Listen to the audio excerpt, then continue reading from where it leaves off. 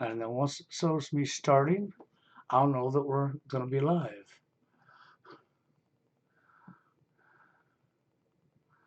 Okay, we're live. So here I am again this morning. People saw me last night, late. Yep. I was up here a 4 hour show last night in the Manosphere. Had a lot of controversy. Okay, well, that's how life goes. And men love to slam men. We all know this. But today I'm up here early, unannounced, and I have Global Man with me. Welcome to the live stream here, Global Man. Hey, Bill. Thanks very much for having me on. Really appreciate that. Good to be here. Oh yeah, it's been a while. I always enjoy talking with you, and we don't get to talk a lot. You're a busy person. Okay. Yeah, certainly that. Out here, trying to make money when it's fairly difficult to do so. Oh yeah, it's you're trying to make a living, man, and you're out there and you're working your tail off, and I know how that is. I wish I could work my tail off right now.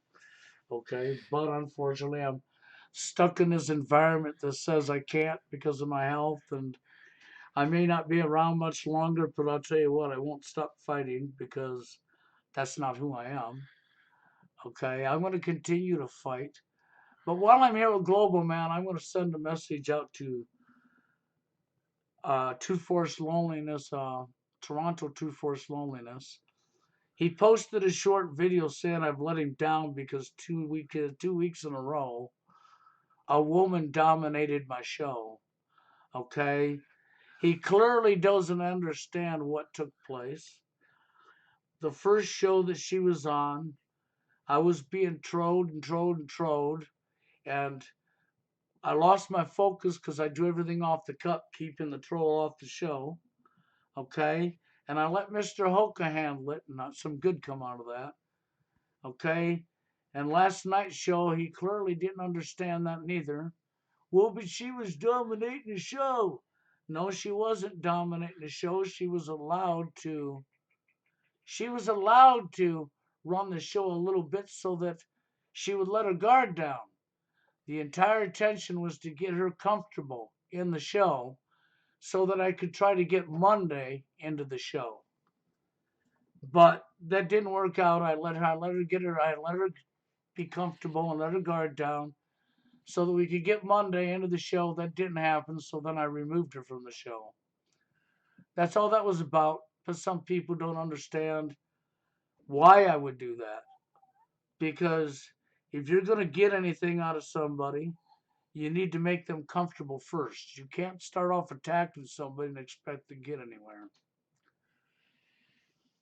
So that's where that comes from. So that's the Toronto man. You clearly don't understand. You've never run a Zoom account and had a live stream with a bunch of people in a meeting and somebody trolling you to understand what it is to keep the troll out. Okay? Because you haven't done that, you don't understand that. And because you don't understand how this works, if you want to get anywhere with a manipulative lying female, you cannot attack them right off the bat with what you know. You have to make them comfortable. And to make them comfortable, you have to let them feel they're in control. So, what do you think about that there, Global Man? Yeah, well, it's standard. If you want a woman to hang herself, you got to give her a little bit of rope to hang herself. That's literally what it is.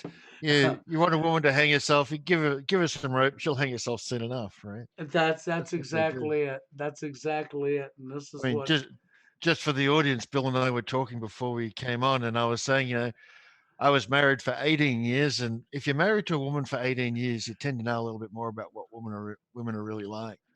Yeah, and I've got a son and was with a woman myself for a whole bunch of years. So even though I've lived TFL before in my life, I've also been down the other side that a lot of men haven't been. And Peter and I commonly can understand each other this way, and we also can. Well, this is where it becomes pathetic in the manosphere because the men that's never had a woman in their life through no fault of their own, they don't have the experience to understand some of the stuff that I understand.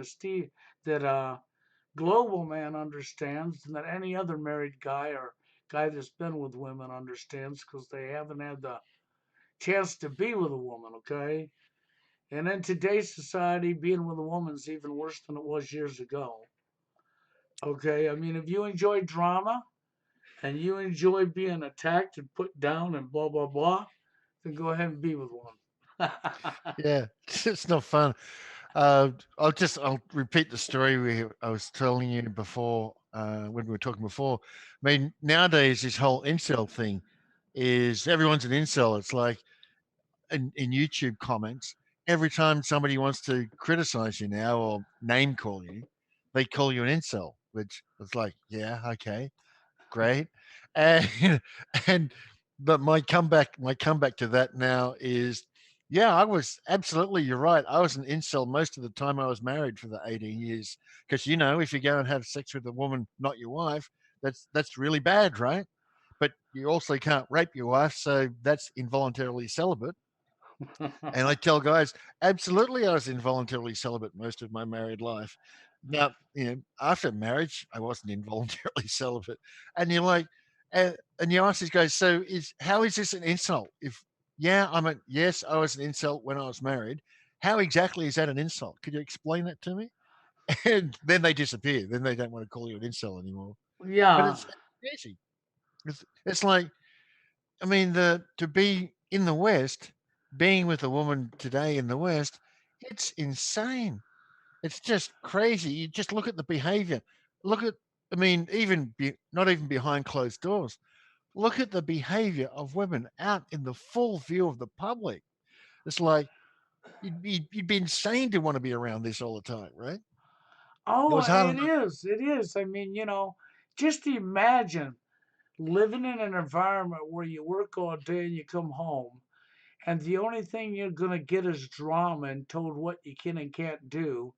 And maybe you worked all day, come home, and got accused of not spending enough time with her. Yeah, yeah. I mean, I've been I've done a couple of videos lately about my ex brother-in-law Michael Toll, right, and about the lies and the slander that he likes to put out there and all the rest of it. And I've videoed and recited a few things from my ex-wife's perjurious court documents and all this sort of stuff, right? And just put some of that stuff out there. And it's like one of the things that she claimed was, the marriage is over because Peter's been traveling so much and he's never home and he's never with the kids and blah blah blah blah blah. He spends too much time away from home. That's a big deal. And he's emotionally abusive when he is at home and blah blah blah. It's like, oh, give me a break. you know, this is this is what this is what you're going to get. This is what you're going to face, and it's just too much. I mean, I'll tell a good story for your listeners, and that was I was working overseas one time, and this is when I had liver damage and I couldn't drink any alcohol, right? And not liver damage from alcohol, liver damage from a bacteria, but it damaged my liver and I couldn't drink any alcohol. So Jennifer's begging me to come home. I miss you so much. Please come home. Come home for the kiddies. Spend some time at home. Blah blah blah blah blah. I miss you. I miss you. I miss you. Right? And I'm like, nag, nag, nag, nag, nag. And she wanted me to come home on a specific weekend, and it was nag, nag, nag, nag, nag. Right? Oh, I Right. miss you so much. Blah blah blah blah. And so I come home for that weekend. I fly in on the Friday night, about midnight on the Friday night. And I get up on the Saturday morning and I go for a jog and get some exercise, etc., etc. And I come home and it's about 10 o'clock, right? Maybe 10 or 11 o'clock. I've had an hour-long jog, right? And she says, "By the way, there's an event tonight that we're going to for the school, and our friends would like you to drive them home afterwards." And I'm like, "You are shitting me. You wanted me to come back to be the taxi service for your friends? This is the big reason I had to come back this weekend?" And that was exactly it. The big reason I had to come back that weekend was because I had liver damage and I couldn't drink any alcohol. And she wanted me to come to this event with her and ferry all the friends home after this event because they'll all be drinking. And on a Saturday night in Dublin, it's really hard to get a taxi at 1 o'clock in the morning. Yeah, you want that? You want to get married? That's what you're going to get. There you go.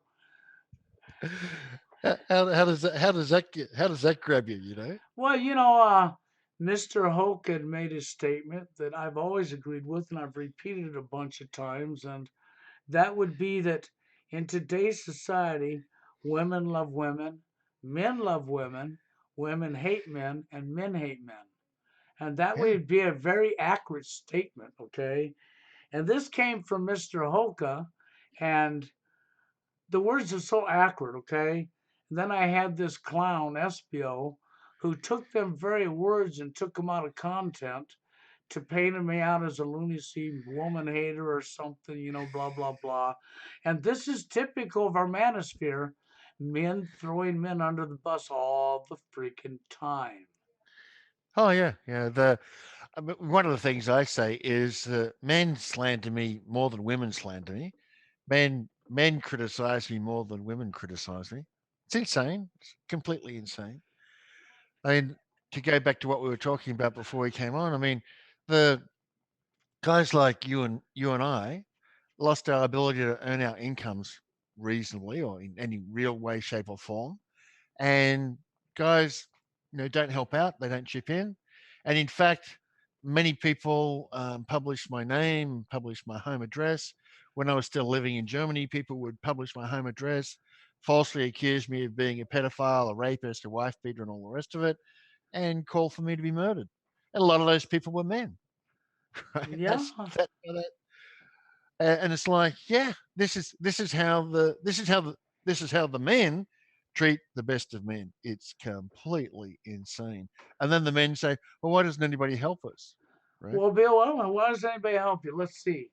Every week, once a week, I host a show for the men, for the manosphere, because I support TFLers, okay? I support men. I always have. I've been trying to look out for men. I've been fighting against the division of the genders for years now, okay? And because the division is what's destroyed us all. But you know where we're at right now? We only have one way to go, straight down. Oh yeah, it's bad getting worse. Oh, yeah, things exactly. things are bad getting worse. It's escalated even worse now than what it was then. And you Yeah. have a whole new generation of young men now that think that everything to do with a relationship is putting their dick in a hole. Excuse my language. Okay, but that's the fact. Okay, and it's all about usury. Everything's about usury and wanting up somebody else and lying and manipulating and lying and manipulating. And then it becomes so stupidiful that they're too stupid to understand Zoom when I took control of the trolling. And they're not smart enough to figure out that if you troll the show now, I know it's from within inside. Okay? I know it's from within inside the meeting, and it's not hard for me to identify the person responsible, and I will remove them and block them, and they won't be back. You know, and so I have to do it that way from here on out. People can't just have access to the live streams no more unless I already know them and can trust them because I'm not going to let you idiot men come in here because, oh, well, you want to make yourself look good so you can have the chance to be hit over the head by a woman with a hammer. Yeah, it's sad. I mean, it's sad, it's bad, and it's getting worse. One of the things that I was saying is you've had all these women come into the manosphere over the last 10 years, right, and start talking. The most notable one of which is Karen Strawn, and Definitely. yeah, I mean Karen came in late 2011, and I went and talked to her and asked her, one, do you want to be told what's going on? Do you want to educate yourself on what's really going on? No, didn't want to be told what's going on. And two, would you like to actually help us rather than just come in and talk? She goes, no. So she made a beeline for Paul Elam, made herself famous, and then went off. And over these last 8 years, men have been paying her to fly around the world to speak at men's conferences because it's so important to have a female say exactly what the men have been saying for all these years, and put in all this money to support her. And then the question is, well, what exactly has she done that's useful? And Sh- the answer you get from men is, oh, she raised awareness. It's really important that we raise oh, awareness. BS. We And already it's like, raised awareness. Try it again. Next. it's like, you, what, you think men don't know that the divorce courts are screwing them over? You think we need to raise awareness on this issue? And that's it. And the latest one who's come in is this Ava Brighton, and she's made like half a dozen videos, 10 videos, something else like that. And I went over on her video this week and just said basically, Ava, you're not doing anything useful. In fact, you're a negative influence. And I've got all these guys commenting to me, oh, how dare you say that about Ava? She's trying really hard to help us. I'm like, oh, this has been 12 years of this. Oh, all these women have tried really hard to help us for the last 12 years, and yet things have gotten a lot worse. Oh, okay. I wonder how that happened. Exactly, exactly. And things have gotten a lot worse, and things ain't gonna get any better at all. As long as your mindset is where it's at, you're not smart enough to understand what's going on around you, and you want to keep playing into the magical vagina. Yeah. Yeah. So that's, I mean, you can go around today, even today, YouTube and places like this, and the simping is real. There's just like a tsunami of simps around everything. And any man who says anything that's deemed critical of a woman, all the simps want to jump on him and criticize him and blah, blah, blah. And things just get worse. That's exactly it. It's like your so-called normies. Yeah. Yeah. Pathetic. Things, things are just, things are just getting worse. And, I'm 56 now. And for your audience, Bill and I were talking a little earlier. The reason I'm not doing much anymore is I'm 56, I have significant debts. I have to get back to work to repay my debts. And, you know, what's the point of being out there saying the same thing over and over again, week after week after week for me, when I've got to get back to work and repay my debts, which is basically what I'm doing now. So it's things are bad, getting worse. Men didn't listen. They're not taking any action apart from criticizing the men who are willing to stand up and defend them. That's it. It's That's basically what's happened. exactly it. You stand up and defend men. You show them what's going on in the world. You show them the root cause of why they're in this issue to begin with. They don't want to hear it. Yeah, They yeah, not just don't interested. want to hear it. They're not interested. They don't want to hear it. Yeah. So I mean, I love this. Oh, we're raising awareness. The women are really important because they're raising awareness. There hasn't been a single woman in the last, let's see, 9 years. I released my video from the courtroom in 2011, right? I took it in November 2009 and I released it to the public in early 2011 after I'd been doxxed. There hasn't been a woman take that video link, which is video from inside a divorce court, proving the criminality of the divorce courts, and share that around. I mean, there hasn't been a single woman do even that. And that would raise awareness, right? If a woman actually said, "Hey, look, here's a video proving that the divorce courts are criminal in nature," that would raise awareness a little bit of the criminal abuse that men are suffering. It But no, will, but nobody will in do it. in 9 years there hasn't been a single woman do that. Oh, but the women are really important, and we have to give them money, and we have to fly them around the world and pay their accommodation for hotels so that they can raise awareness talking about the issues that us men are suffering. Oh yeah, and then there's this woman who runs the men's rights movement. We all know who she is. Peter already said the name. Okay. Yeah. But she's on our side, man. She's fighting for us, really. So why didn't she get 50 women, 75 women, 100 women to go down and stand outside Hollywood and pick them for 30 years of plus of male shaming? Oh, well, we couldn't do that. Yeah, yeah, yeah. It's having Karens drawn on the right on the side of men's rights has been really, really important, and it's been really important to fly her all around the world and pay for her hotel bills and all the rest of it. That's been really, really important, and the result of that has been what exactly?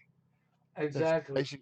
The result of that has been this: she has gotten herself a lot of money for Yeah. accomplishing absolutely nothing. Well, for not even accomplishing nothing, for being a negative influence, and for hiding and suppressing, say one, the proof of the criminality of the divorce courts, hiding and suppressing, say two, the fact that the book Living Free in the Feminazi World documents how to get out of that situation. Oh yeah, she's hidden and suppressed the work that I published and produced way back in 2010, 2011, but she's got lots of money for doing it, right? Exactly. You know, and then people, That's how that goes. you still got Paul Elam up here spilling his crap, okay? And there's just two sides of the same coin. Yeah, it's exactly the same. They're not helping nobody. They're here to carry on the agenda and keep us all divided and continue to bring us down. So, you know what? We're going to go down. Worldwide, you're going to get to see what you never thought could happen because that was a conspiracy theory. Yeah, this is just a conspiracy theory. It couldn't possibly be organized. I mean, even today, guys ask me when I say, you know, guys will put up some of Paul Elam's videos or something on Facebook or whatever, right? And I'll say, you do realize that he's a government agent, right? And they're like, well, where's the evidence of that? Where's the proof of that? And I say to men, go and ask Paul Elam what his proposed solution is for the criminal abuse of men in the divorce courts. Just go and ask him what he's been talking about for the last 12 years. And the answer is we need more government. We need we need to go to the government and we need more rules and more regulations and more government involved in the situation to protect men. And it's like the last thing that men need is more government, right? Well, see, the very people who followed their orders from the elite, okay, and brought us to where we're at right now. So you're going to go to your enemy and say, well, you must have made a mistake. They, this must just all be a mistake. You know, if we just explain to all the lawyers and all the members of parliaments and congresses and senates, etc., if we just explain to all the politicians that, oh, you know, men are being really badly abused in the divorce courts, if we just raise awareness of this fact, then it'll stop. Then it'll be okay, right? And this line is still pushed by everybody who's dumb enough to believe that you can ask a criminal to stop committing crimes and they will. Exactly. And It's basically where we're at. well, they think they're all the good guys, you know. And I want to tell you, okay, maybe you're right. Maybe they are a good guy down right off of Child's Play, huh? Yeah, yeah. So that's basically where we're at. But I mean, part of this conversation is pointing out that the number of men who dogpile on and lie and slander and criticize and abuse, the very, very few men who had the guts to stand up and point out in the public in their own name what's really going on, that's a very large number of men. And here we are, we're in 2020. You know, you and I have known each other more than 10 years. Yep. And what's changed? It's, you know, The there's only no thing the only question. thing that's changed is it's gotten a whole lot worse. Yeah, there's no question that things are worse today than what they were 10 years ago. And there's no question that guys are attacking each other more. And just for your audience, just this week, there's all these fires in Australia. Everyone knows I'm Australian. There's all these fires in Australia, right? And some Yes. woman, I don't know if she's in porn or she's just a nude model or what she is, but some woman says, okay, if for every donation to the fire fund in Australia, I'll send you a nude selfie, right? I'll send you a nude pic. And this woman, apparently, the latest news is, I haven't checked it today, the latest news is she's raised more than $1 million for, you know, the fire fund in Australia by sending nude pics to men, because you know she's not sending any nude pics to women, right? Well, yeah, you'd And think she's not, but she might be, but we already know she's not. yeah, so it's men have put in over $1 million of their own hard-earned money just to get nude pics of a woman and donating it to a fire fund. But men in divorce courts, well, the men who stood up and defended the rights of other men for years and years and years, what is there a woman? Is there a woman prepared to send nude pics out to raise a bit of money in that direction? And the answer to that's no. Is there a Yeah. woman who's is there a woman who's willing to sell her bathwater and then contribute that money to those of us who can't pay our rent? No, Oh, well, that's but that's not going to happen. that's very vile and disgusting. When this woman come up here and scam the public into my bathwater, and all these stupid simps come along and give her money for bathwater. First off, she probably just filled the jars right out of her tap and lied to you.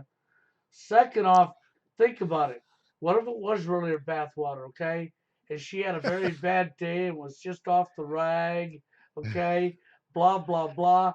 And so all of her sweat and from all of her sweat and bodily Uh, odors. oh, Oh, don't even make me think about it. I know. Guys are paying money for this. And Yeah, you're gonna give some woman money for this? Are you out of your damn mind? Okay. Yes, you are. Okay.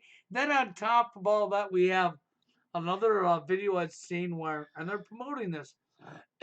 We have three men in a relationship with one woman living together in the same house. oh yeah, this is becoming quite popular. There's there's one woman having three simps looking after her. This is becoming quite popular. God, I mean, you Ugh. talk about ridiculously sad. Okay, three men to one woman. I mean, she's loving it, man. I mean, you see what you simps have done? This is just insanity at the toppest and the most highest levels. Okay, Yeah, Wolf yeah, Martin asked me, do I agree that women only like feminized men and not real men? Well, yeah, I would agree with that because they're easy to control. yeah. Women ain't They, taking after bad boys so much anymore. I'm not saying it's totally gone away, but I think most women nowadays want their perfect sip because they're not going to challenge them. yeah, they like women like the feminized men. They like the weak men because the beta bucks. They like the beta bucks, right? Yes, When it's time to settle down and find my real man, etc. It's going to be a beta guy because he's the only one dumb enough to marry a woman in their 30s now. But of course, in the 40s, she'll divorce him and destroy his life, right? So yes. of course, women like a man that they're going to be able to get a whole bunch of money out of. Oh yeah, That's why they like easily. them. Well, why wouldn't they want you when you're stupid enough to freaking go break your butt and give her your money? Yeah. I mean, one of the funny things is after I got divorced and before I was doxxed, I was making a lot of money, right? Because that was my job. I made a lot of money, Right. and I was living in Germany, and because when you make a lot of money and you don't cook for yourself, you typically eat in a restaurant, right? Or Mm-hmm. eat in a bar. In Germany, there's a lot of the what you would call a pub actually does good food. So in the UK and the US, the bars don't do very good food, but in Germany they do really nice food. And so you can go to a bar and you can have like one or two beers and a very nice meal. It's like, well, why would I bother cooking for myself when money's not a question, right? Exactly. And so the women, I go and eat in these nice bars and nice food, and the women notice and they're like, well, this guy's eating here a lot, so he's got money, and it's like, boom, right up a drain pipe, right? Yeah. It's, so it's like after I was divorced and I still had money, there's so many women around. It's like, oh yeah, it's pretty clear. It's pretty clear what this is about, right? Particularly the younger women. And the woman that I talked about a lot back in those days, that I call online, I call her fave number one. It was exactly the same thing. When were first having a chat, it was like a job interview. What do you do? Where do you go? Blah blah blah blah blah. And of course, the chat was about how much money do you have? How much money do you make? Well, And there if you I made go. You if I made got enough money, she's interested, right? right. That's the interview. Yeah, it was really surreal because it was the most obvious a woman had ever been to me about I'm interested in your money. You're nice, but how much money have you got? And that's normal. It's completely normal. It is. Sad that it is, but it's completely normal. It's become completely normalized, and everything nowadays between men and women is nothing but a trade off of usury. Yeah, Okay, that's all it is a trade off of usury. Okay, and if you're going to have a society that's this messed up, I'm sorry, I don't really have respect for anybody almost anymore because of this. yeah. And I mean, men say, "Oh, the women have changed," and my argument is they haven't changed. They've just been allowed to have their mm, natural nature, their true nature, come to the fore. That's all that's really happened Well, I in would the say they've changed. Okay, they've gotten a whole lot worse. yeah. Well, I don't think they were worse. I just think they were held in check better. Well, that that, could, that would be my yeah, argument. all right, that could be actually a true statement. Yeah, that would be my argument. They were held in check better, and they had good propaganda. And but apart from that, I don't think they're any different. I mean, the one that really surprised me when I read it, there's a Greek play called The Assembly Women, and it's quite a funny Greek play. And the theme of the play is that the women put on phony beards, and they go into the assembly and they vote. Okay, so it's a comedy, right? It's a humorous comedy, but it's a Greek comedy. It's 2,500 years old. So when the women go into the assembly, what do they vote for? Well, they vote for things like the men have to contribute all their earnings into a central pool, all their all their produce from their farms into a central pool, and the women get to choose what food they want, and then the men get to choose what's left over, right? Right, So the men are forced to work to and pool their food, and the women get first choice. And then also what happens is the women legislate that the handsome men, the pretty men, they have to have sex with an ugly woman before they have sex with a pretty woman, right? They hmm, legislate that as well. And so the whole play revolves around this idea of if you allow women to have a vote, then they'll vote in communism pretty much, and they'll vote in hypergamy pretty much, and this is why you shouldn't allow women to vote. And the whole thing's presented as a comedy, with the moral of the play being you shouldn't let women vote because if you do, they'll ruin your society. Now that's 2,500 years old, right? And it's presented as a comedy, but obviously the message is there. it And you is. go, Well, that's the same thing. I mean, you're right because it's the same thing as like George Carlin when he got up in front of the public and told them the absolute truth. It was all a joke. It was all comedy. It was all funny, and it's yeah, no different than male suffering in today's society. That's yeah, entertainment. That's comedy. yeah. Well, it was Oscar Wilde who said, if you're going to tell them the truth, you have to make them laugh. Otherwise, I'll kill you, right? Yeah, So, and Oscar Wilde got thrown in jail for a while as well. So, basically, it's guys who stand up and tell the truth and got the backs of other men.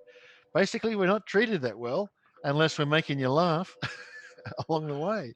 So it's just crazy now.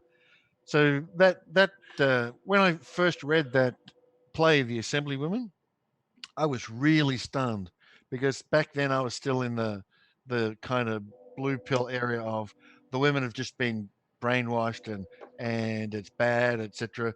And sure, we just need to explain this stuff to them, and they'll figure it out and they'll do things better now. When I read that play, I was like, they've always been like this, and the guys who run the show, the Committee 300, know they've always been like this, so they know what it is that they're doing, and they know the women will respond a certain way. to certain incentives, and it's always been this way. And I'm like, huh, Yeah. okay, well that was very interesting. And unfortunately, it is so true. Okay. It really is Yeah, because it stands in your face. yeah, You're not going to get women to fight against the male shaming. You're not going to get women to fight against anything because they have everything made. They get double standards in society. Everything's marketed to them. Everything's handed to them on a fucking silver platter, excuse my language. They have total control over everything. And oh, I'd be like Anik O'Brien's statement about the gatekeepers of YouTube, the men, which is a joke. The men ain't gatekeepers of nothing. yeah, yeah. And so this is where we are today, and it's only going to get worse as far as I can tell, because there's no, men are just not willing to stand up for themselves. And now that in Australia and Ireland, I go around trolling people supporting Islam and Sharia, the introduction of Islam and Sharia, oh, they get very upset about that idea. But this is where we're at, and there's really not much else to be done anymore. I mean, yeah, we can continue talking so that the young men coming through, the guys who are 14, 15, 16, 17, 18, and coming through over the next 5 years, we can continue talking and explaining these things to them and having them figure out that this is a really bad deal and they shouldn't be going for it, and that'll save quite a number of their lives. But apart from that, it's like, what else is to be done? Until men are willing to actually fight back, what else is to be done? Not Yeah. much. No, until men actually grow a pair of testicles, okay, and decide to stand up and be a real man again, there's nothing you can do to change it. And the majority Yeah, of men don't want to do that because they're too worried about putting their dick in a home. yeah. The men are too worried about pandering to the women to get some female attention, or the other guys who've seen what has happened to guys like you and me are going, well, if I stand up and talk about any of this, I'm going to have my ability to earn my income ruined, and Yep. nobody's gonna help out. So When better I for had better. my income ruined from doing what I'm doing, the only person who stood by me at that particular time was Peter Nolan and maybe two other guys. Okay? That is the only people that stood by me at all. Okay? And so I know what he's talking about. He had his life destroyed by a woman.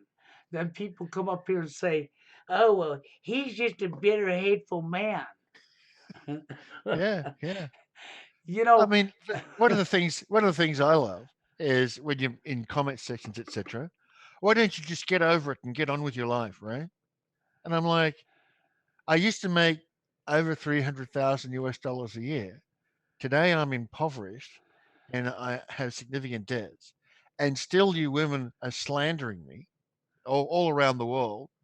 How is it exactly that I just get over it and get on with my life when you've destroyed my ability to earn my income? well, And Peter, that's a crime and you have yeah, to pay for it. Right? well, Peter, it's like this. The reason that happened is because they're the victim. Yeah. Yeah. So this is the kind of conversations that you have. There's absolutely no listening in the public sphere, in the public square. There's no listening to the idea that men can possibly be victims of crimes. And if a man points that out, then he's obviously a woman hater because women are allowed to commit crimes against men. This is how it goes. So, they don't like it. They don't like it at all when I'm pushed back and all the rest of it. I mean, there's an interesting uh, conversation in a comment section yesterday that I did, right? So Right, in Australia, there's all these fires, et cetera, right? And there was this video of, I think it was koalas or whatever being killed and blah, blah, blah. And this woman's like, "Oh, the poor koalas. We feel so sorry for the koalas, etc., etc." And my comment was something like, "Yeah, we understand that koalas are more important than men, because when men die, nobody cares, right? And Yes. oh, there's like 50 comments in the thread about how could you change the subject from these poor koalas to men, right? And the whole thread is like these poor koalas are being burned to death in the fires, and it's terrible and it's really bad, and how dare you take the focus away from these dead koalas to these dead men who they killed themselves, so that's their problem. They probably deserved it anyway, right? Oh, And definitely, definitely. Yep. I'm sorry. You're just a guy, man. You deserve to die anyhow. yeah, and these people are so hateful of men that they can't see or refuse to see that they're arguing about these poor koalas, and I point out that they don't argue about these poor men, and the way that they deal with that is to attack a man who's a victim of many crimes. Instead of, oh well, what are you talking about? Yeah, I've been a victim of many crimes. How about poor me? Oh no, no, no, no. You can't possibly be. Stop. One of the lines I love is stop pretending to be a victim. There you go. There you Really, go. really, I'm Stop pretending to be a victim. pretending to be a victim. Oh, I love that. I love it. I love it because in reality, pretending, huh? Hold Mm, on. You lost your house, you lost your job, you lost all of your belongings, you lost your children, but somehow you're still not a victim, huh? yeah, I'm apparently not a victim, and I should just man up and get over it and get on with my life, right? Right, exactly. Yeah, yeah. And I'm using me as an example out in the public because you and I are not Robinson Crusoe in terms of having lies told about us so that we can't earn our income anymore, right? Exactly. We're hardly Robinson Crusoe in that area. And yet, what will the men do? Oh, they'll buy a woman's bathwater. They'll buy nude photos of a woman. That's fine. They'll buy their drugs. They'll buy their cigarettes. They'll buy their alcohol. They'll buy their internet subscription. They'll pay money for tickets to go to the sports events like soccer and NFL and all this sort of stuff. But a man needs any help, he's not getting any, right? Nope, he's not getting any help. Oh no, you need to man up. Yeah, you need to man up and suck it up and pay up and shut up, basically. That's basically know your place and get in line, fool. Yeah, pay up, shut up. That's it. That's what is the future for men. Now we can tell the young guys this, but if you look at the guys who are our peers, the guys in our age group, the guys who are our peers, plenty of the guys that I know because of my work history are millionaires, right?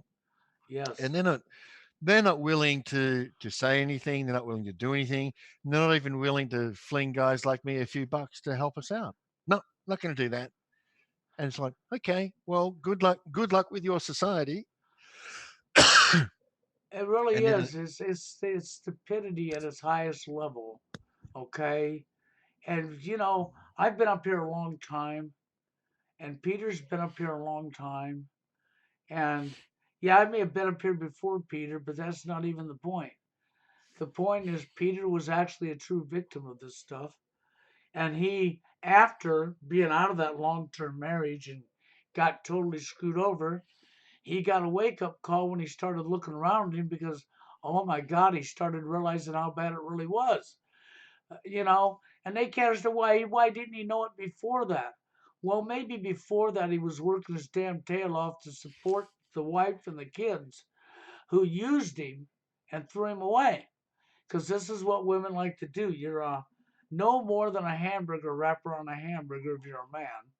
And as soon as the hamburger's gone that she will take her time with to sponge as much as she can get out of you, and she's tired of using you now, she's just going to throw you away.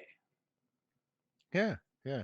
And in my case, I divorced my wife, but what she wanted was money right from the beginning. It was about she was taking a chance on me as a poor, starving uni student that I'd one day be worth something, and turned out that I was, right. Yeah, And that's basically how we're seen. Where we are, the workhorse. There's a in the book 1984. There's the big draft horse who works hard his whole life. Then as soon as they die, or when he's old and he can't work anymore, they send him off to the glue factory, right? Exactly. As soon as your health goes down or you get too old to work anymore, oh, well, you're useless now. Let's kill you off. But now, when the woman's up in age and she can't work or do anything, oh, poor her. Oh, poor her. Yep, poor her. Give take the money off the men and give her a pension, right? Yes, That's exactly. basically what they're doing. I mean, I was reading an article this week. Can't remember which country it was in. Some woman writing an article about how it's completely unfair that women don't get exactly the same public pension money as the men do. Oh, boo-hoo. Yeah, The women retire earlier. They get paid. They live longer. They draw much more money from the pension fund than the men do overall. They're just not paid the same amount yeah. weekly. And it's Maybe like, you should and that's sexist. maybe Peter, you should tell them a little story about encephalitis. Oh, that one. I think that's a Yeah, very valid one. yeah. So before we started the show, I was just talking with Bill about one of the things that I found out during this long period of investigation. Right. So what happens in Australia, at least back in the day, this is the 60s and the 70s, and I believe it was in other places as well, is the kids used to get IQ tested in their first year of school, right? So in Australia, we had these IQ tests in the middle of the year, in the middle of our first class, right? So the average kid would be 6 years old. Might be the odd 7 year old. There wouldn't be any 5 year olds in there, right? Right. So um, we get these IQ tests when we're 6 years old, and I come back as 145, right? And then at the end of the year, in Australia at that time, you got your triple antigen shot, your vaccination, right? Right. Now, when I was at the end of that year, the end of the year I was 6, when I was in November, I came down with a case of encephalitis, which was like really unusual because nobody else has got a case of encephalitis within 100 miles because otherwise you'd know about it. So, how did this kid catch encephalitis in the middle of rural Australia, right? It is not a very common disease at all. And so many years later, I'm reading a Michael Sarian blog post. And what Michael Sarian said on his blog post was that he believed the triple antigen vaccination was connected to encephalitis. And one observation he made in that document was, strangely, the encephalitis only ever affects the boys from this vaccination. He could find no cases of girls being infected with encephalitis from this vaccination. And he noted that it was a very low infection rate, but only the boys, right? But only And the I'm like, boys, yes.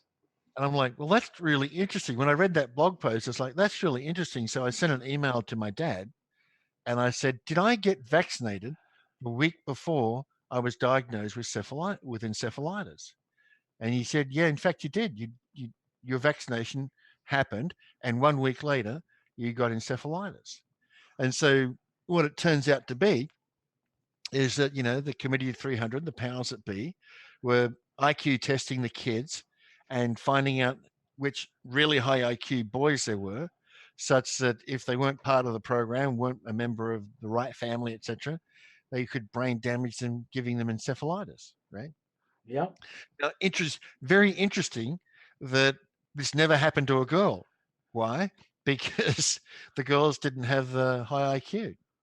And those back in those days, the IQ testing was still not adjusted to be to show that girls had a. There's this fallacy that the men have higher IQs at either end of the spectrum, and the women are centered together. Well, this is a fallacy. They've only done that in the last 20 or 30 years to start spreading that word. But women have a significantly lower IQ than men do, for reasons that I could go into later. But it was an interesting thing. No girls ever got infected with this encephalitis in order to brain damage them as a result of the IQ testing. Yeah. So there you go. I wanted them to hear that because you got to realize what that was doing. They were directing that to boys because for people who don't know what encephalitis is, It's a sickness that attacks the brain. Now, Yeah. my younger brother at the time, he was like 22, 21, 22 years old, and we had went to an amusement park, and he had gotten bit by a mosquito that was infected with encephalitis. It attacked his brain and put him in a coma, and he was in a coma for a week and a half. Okay, Oh yeah. and then they said like there's 100 different strains of syphilitis. So they didn't know what his chances was, but he came out of it. But it did damage to his hearing, it did damage to his eyesight, and it did damage to his brain and the actual concept of your intelligence. Okay, so figure it Oh yeah. out. Encephalitis kills and it helps dumb people down and attacks the brain. So when Yeah. you think about what Peter's talking about, this being directed to the boys tells you what? Yeah. It's saying the very intelligent young boys who might grow up to be a problem for the powers that be, they want to brain damage them when they find them at a very young age. And of course, by finding them at a young age and brain damaging them, nobody could possibly imagine that it's planned, right?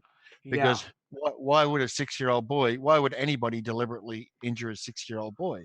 Nobody would imagine that would be the case. But that's what happens. So the interesting thing that kind of the footnote out of that. I mean, later on, I was obviously only 6 years old at the time, so I didn't know much about what was going on. And later on, I was told that I was expected to die. The doctors all expected me to die. And if I didn't die, that I'd be severely brain damaged. So in January, I had to go to Sydney and have a brain scan and have my brain tested to see, basically to discover the extent of the brain damage. That was what I was told many years later, that the trip to Sydney was about discovering the extent of the brain damage. And the the result was I had no brain damage at all, that I was completely normal. And when my parents were telling me about this many years later, they said all the doctors were very surprised and very shocked that I wasn't brain damaged, that I'd recovered and I was completely normal, right? And so they probably would have been genuinely shocked, right? Because the doctors would have known what was going on, right? It was the people who the doctors who knew about what encephalitis was, etc. They would have known what was going on. Oh, definitely. And Yeah. so you noticed I brought somebody in with us here. Yep. This guy's one of the guys that really likes you. He's the young man, okay, that I've had on a lot of my shows recently. Harry, why don't you go ahead and say hi to Peter? I know you like Peter because you've been following him. So, Yo, what's up? Hi HJ, how are you? I'm grand, Peter. How are you? Good. Fit and healthy. I said to Bill earlier, fit, healthy, and broke. Well, your health is your wealth. Your health is your wealth, as they say. Yeah, yeah. I did a little bit of damage to my health last night because I turned 56 yesterday and I had a few drinks last night. So did a little damage to my health yesterday. Have a few less brain cells today, but that's okay. I don't have that much more time. I need to use them. I would expect. Exactly. Yeah. I mean, I know what it's like. Trying to escape with the alcohol and all that. Got to get Yeah, some. yeah. So what's news with you over there? Yeah, with me, just looking into starting online businesses and stuff like that. I took on your advice. If I make some money out of it, I'll pay you back for giving me the advice and pay you a bit of that money. So, but What are you going to sell? What are you promoting? I was just going to buy a lot of stuff from China, basically, clothes and stuff. I mean, I know a lot of other people are doing that, but well, the exact items, some of our sort of secret items. I don't want to say on the stream just in Yeah, case somebody steals the idea. yeah, yeah. Okay, no, that's fine. Well, I wish you the best of luck in your online business. That would be good. Yeah, if it works out, man. Yeah, I Yeah, mean, what I've said for the audience, what I've said to a lot of guys is the best thing that a young guy can do for themselves today is to start a business where it's going to finish up being able to be mobile, so that they can get out of the West and go live somewhere where it's going to be a little bit easier to live. What I'm saying to Yeah, most meatos now is when the depopulation arrives where you used to be, make sure you're not there any longer because things are going to get a little bit rough in a few different places. Oh, they're going to get yeah. really rough, you know. And matter of fact, speaking of that topic, I was talking with Joe the other night. Okay, he's in Australia, and he's TFL, and he was worried about this stuff, and he realizes that when shit hits the fan, it's going to get really bad. And he actually feels for Harry because he realizes Harry's in a spot where it's going to be really bad. And where can he go to get out? Because Joe's looking for a place that he can stock food and stock supplies that he can go to get away from the population when shit hits the fan, you know? And I understand that, I really do.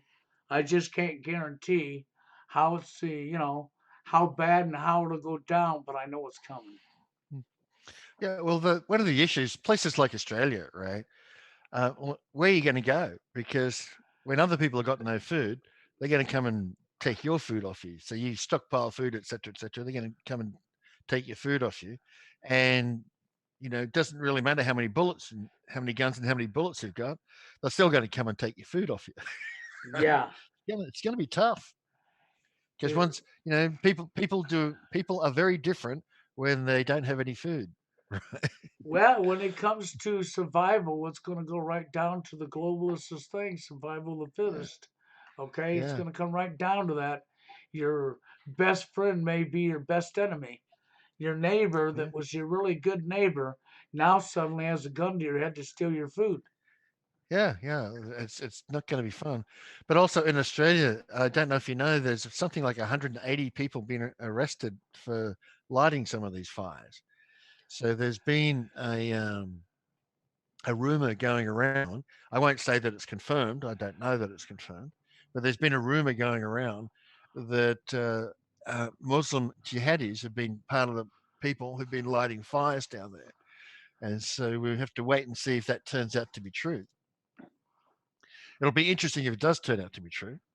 Yeah. But you see, they shot down the Iranians accidentally shot down that plane. I think it was Ukrainian Airlines plane or something. So that was a bit of a mistake, and things are just going to get worse. Things are just going to get worse. I can't see them getting in broadly. They're going to get worse in pockets. It's not going to get worse everywhere all at once, but it's going to get worse in pockets. It is, and then it's going to be like Donimals. Yeah, But they're going to go down slow, tip, tip, tip, tip, until the whole world's in mayhem. yeah. That's basically what's going on. And I don't see any way to avoid it myself. I don't see any way to stop it. So when there's 7 billion people on the planet, there'll be ways of some small number of people going and being somewhere else when it happens where they used to be. Yeah, That's about the best well, advice I can give. and the real pain about it is the people who done this to you, all of your elite people. They're going to be safe and sound from all this crap. Yeah, just the top level though. A little further down, they're not going to get any special treatment. When you get down to the level of the prime ministers and the presidents, etc., they're not going to be let off the hook for this. No, they're not. They're just useful puppets, useful idiots. They were the guys who got paid plenty of money, had a good time, got a good ride along the way. But when things go badly, there's not going to be a place in the bunker for those guys, right? No, of course not.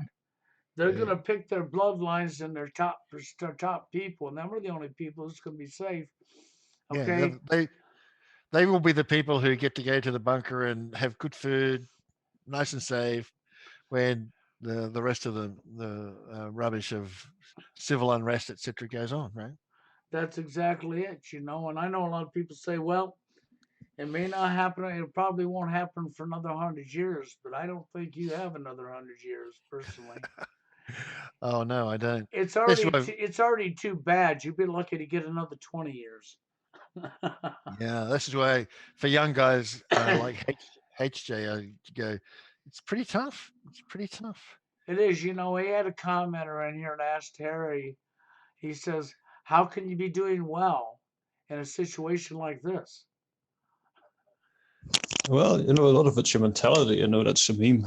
It's a bit of a joke, but I mean, I think there's two parts, to life. There's like the inside and the outside world. You should be striving for excellence in both. But if you can master your mind, that's one big part of the battle. It's not the full battle, obviously. I think spiritualists use that as a cop out. They'll say, "Oh, just master the mind, ignore the real world," and that's part of the agenda because you let the real world go to shit. But mastering your mind definitely helps. It's part of the battle. Yeah, yeah. I mean, today there's enough places for young guys to go and live a good life, right? There's still plenty of places to go to, but it's going to get harder and harder, and those places are going to be less and less willing to take people in over time. So, for example, Eastern Europe and Russia is going to be fine for some time to come. But Mhm. Ireland, there's a there's a lot going on in Southern Ireland at the moment. Yeah. So I've been keeping an eye on that because there's this legislation about hate speech that Charles Flanagan is trying to get introduced in the Irish Republic. And it's really interesting because there's all these protests against this proposed legislation, right?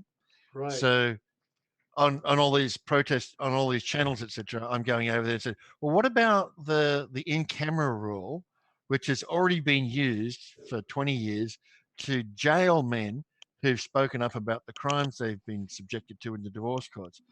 Could we have a could we have like a demonstration against the crimes that have already been committed, rather than a demonstration against this hate speech which is coming in? And they're all like, "Oh, shut up! We don't need to talk about the in-camera rule. We don't need to talk about what's happened to men in the divorce courts. The hate speech is what's really important." And so there's a lot of that going on in the Republic of Ireland at the moment. Yes.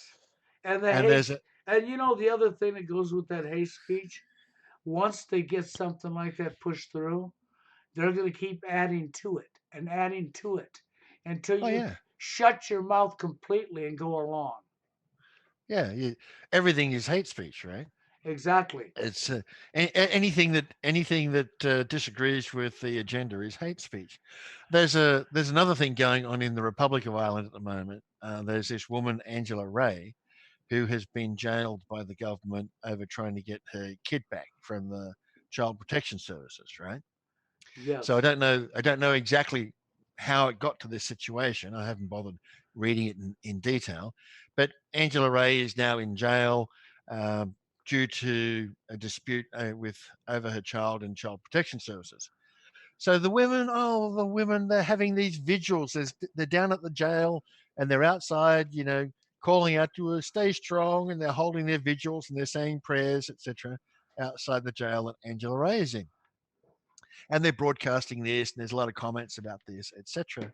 And I'm in the comment section saying, looking forward to the vigils and all the support for all the men who are in jail from false allegations by women at the moment. Looking forward to those vigils, right? And I get a mouthful from these people who are supposedly there in these comment sections supporting Angela Ray for being jailed by the government. I get a mouthful of comments from these people say, "How dare you take the focus away from this poor woman who's a victim and sort of focus it on men who are jailed. They were probably jailed for good reasons, right? Yeah, they were jailed for good reasons, all right. They were jailed for false allegations by women."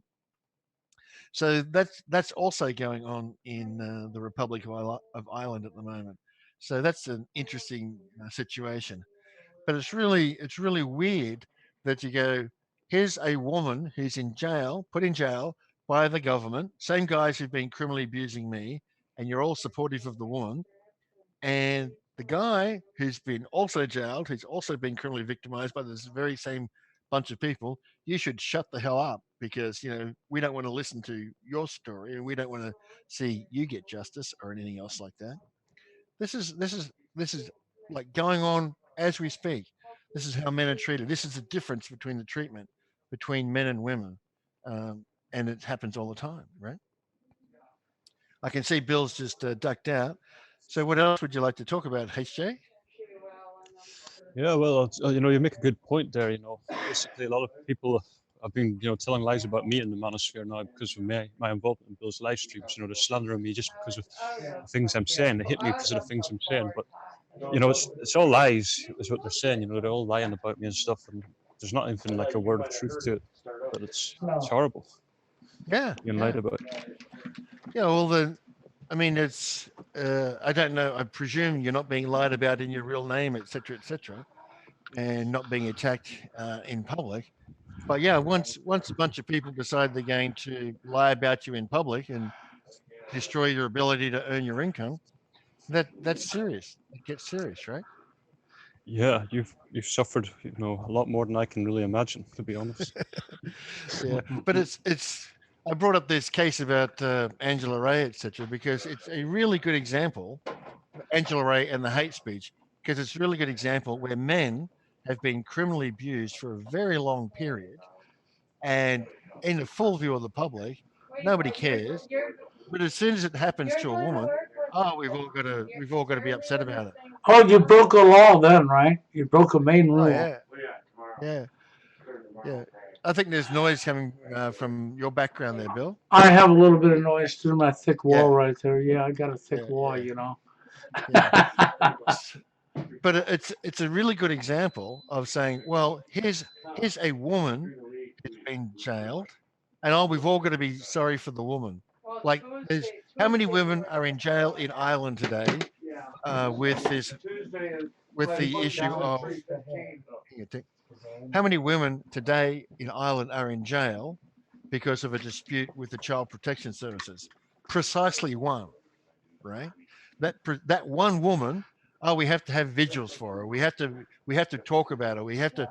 Oh, she's such a hero. She's so wonderful, etc., etc. How many men in Ireland are in jail right now today for false allegations, unpaid child support, or unpaid alimony? God knows how many, right? It will be at least a couple of hundred, right? Yeah. We don't want to.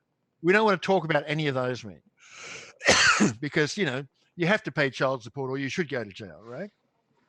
Or you probably deserve. If the woman made up a false allegation against you, you were probably abusive to her anyway, and you probably deserved it, right? Oh We yeah, don't. even if she was hitting on you, punching you, and starting all the drama, man, you were abusive to me.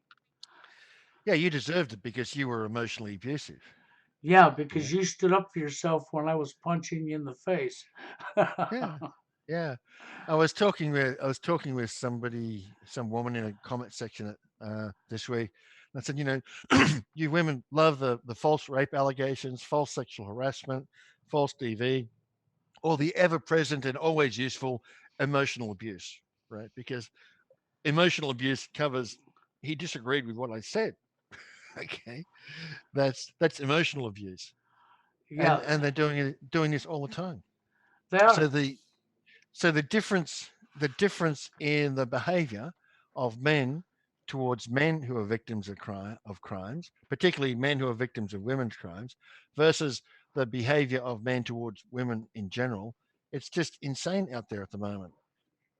What's happening, and it's not going to work out very well because it's going to continue. The men and the young men coming through, like HJ, they look around at all this stuff and go, "This is my future. Wow, this is pretty tough." As he says, keep up a positive view, and maybe get to a place where life is a little better.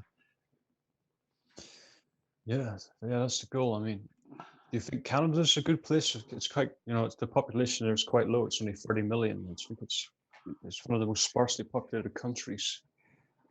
Yeah, I wouldn't be going to Canada myself. Well, It's very very sexist place. well, it's very sexist. Plus the fact that Canada's right on top of the United States when they bring down the United States, which they will. I think Mexico and Canada will be somewhat targeted as well. Yeah, for sure. I mean, my own view is places out in the Pacific Islands are really nice. That's where I went.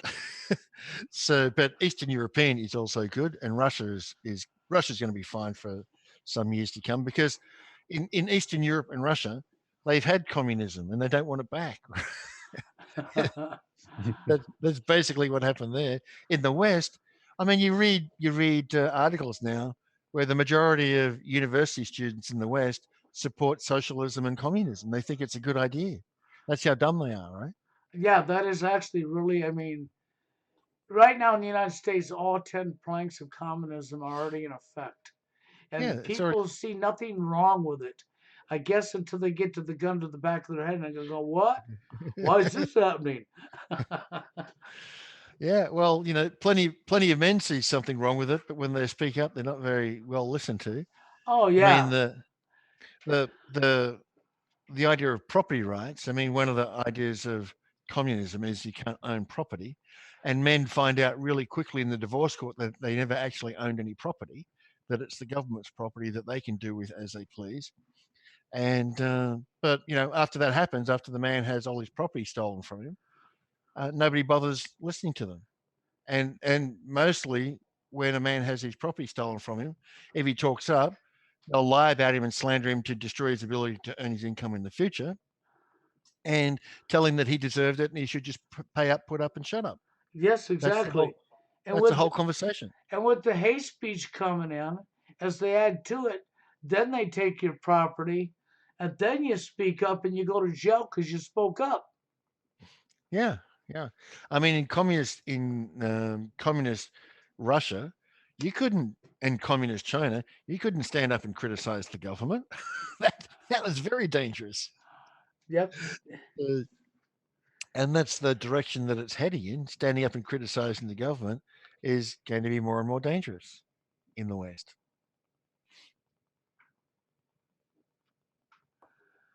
Yeah. So, it's not going to get any better anytime soon, you know. And I I can't noticed see. in the comments section, I just laugh at this. Okay. SBill's starting a series of videos interviewing people who have been banned from TFL Saturday Night Live. So he's interviewing all the dumbasses like himself. Okay, cool. We could call that the dumbass stream. Yeah, we'll see how that goes. I don't think that's going to go very far. Mm.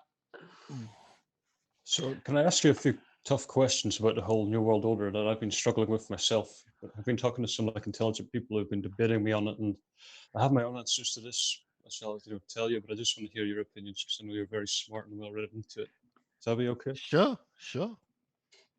Yeah. So with the whole population reduction, somebody was telling me they're quite skeptical of it. They're basically saying, why are they targeting these these European countries and America because they have lower populations than, say, India or, what I'm saying, China, all these Asian countries.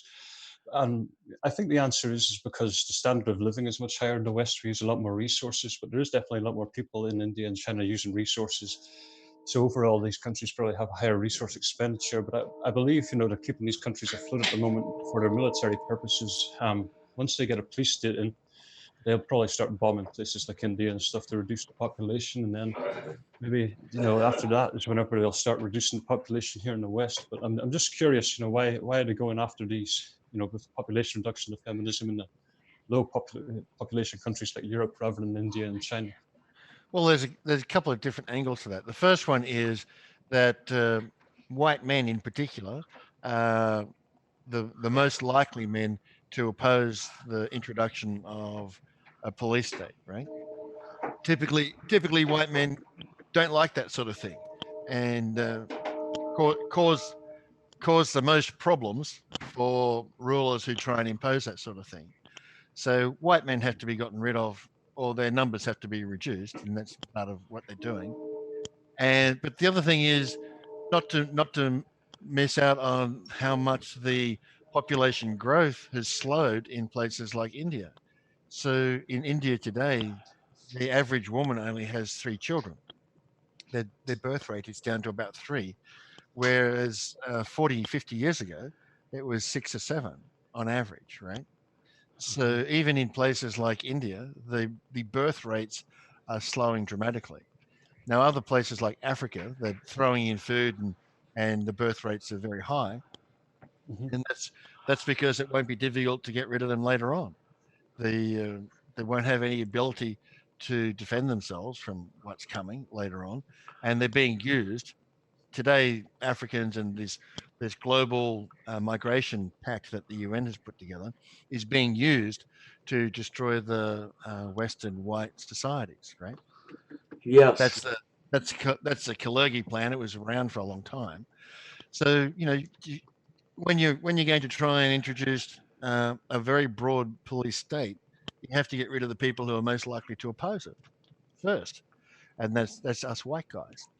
And if you look at what happened in the like 2000 to 2013 period, the people who opposed the Committee of 300's effort to move the agenda forward were almost all white guys, and many of them were killed for opposing it. Right Mhm. after about 2000, after 2013, 2015, if you've been watching, you notice that almost nobody who's talking about this stuff is getting killed anymore.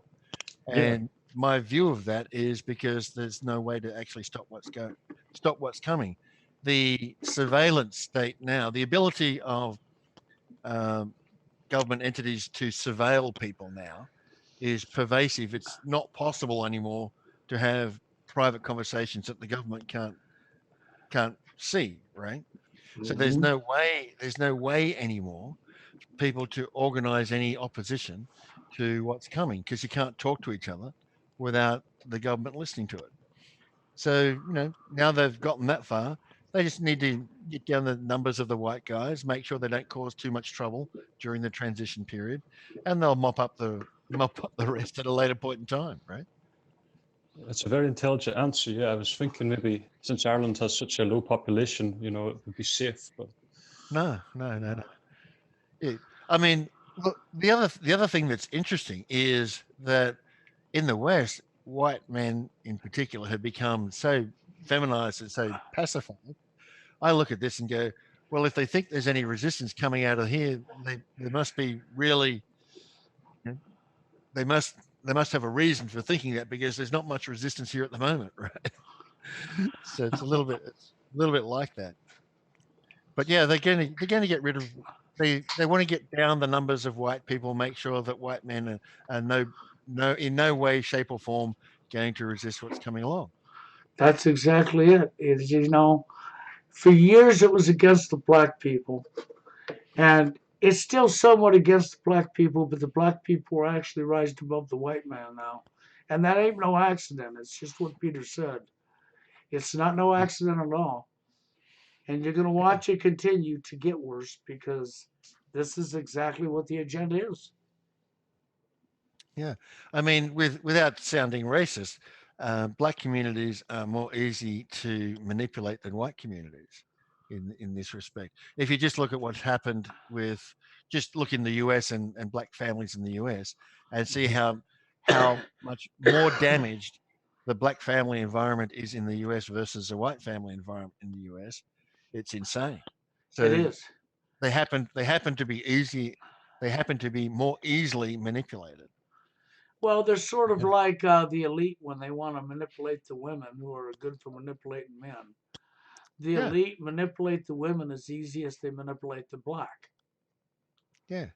I mean, what they did in the US is offered women money for divorcing their husbands, offered women money for having abortions and marrying the state, right? Exactly. And and black women have taken that option at a rate about 3 times the rate of white women. That's what happened. So Yeah. you've got in the um, black community in the US, you've got something like 70% of children that don't know who you don't grow up with their father, right? Yes. And in amongst the white community, it's around about 20-25% of the kids don't grow up with their father.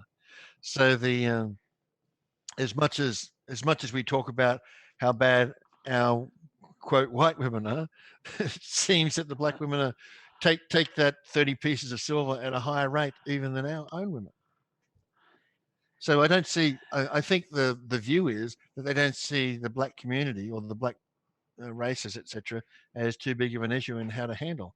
And it's the same with Chinese. I mean, the Chinese are a community which will follow the rules of the community extensively.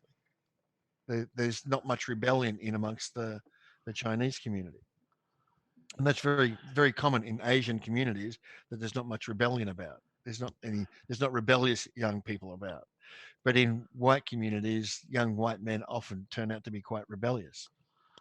It's only the only area where you see a lot of rebellious young men outside the white community is in Muslim communities, in the Arabic Muslim communities. Yeah, then you get and they don't like that because that's resistance. It's Yeah, resistance to your own enslavement, is all it yeah, really is. Okay, you're resisting being enslaved. You're resisting having a handful of people think their name is God and tell you what color to shit and how high and what color. Okay, yeah, that's yeah, really what's going on.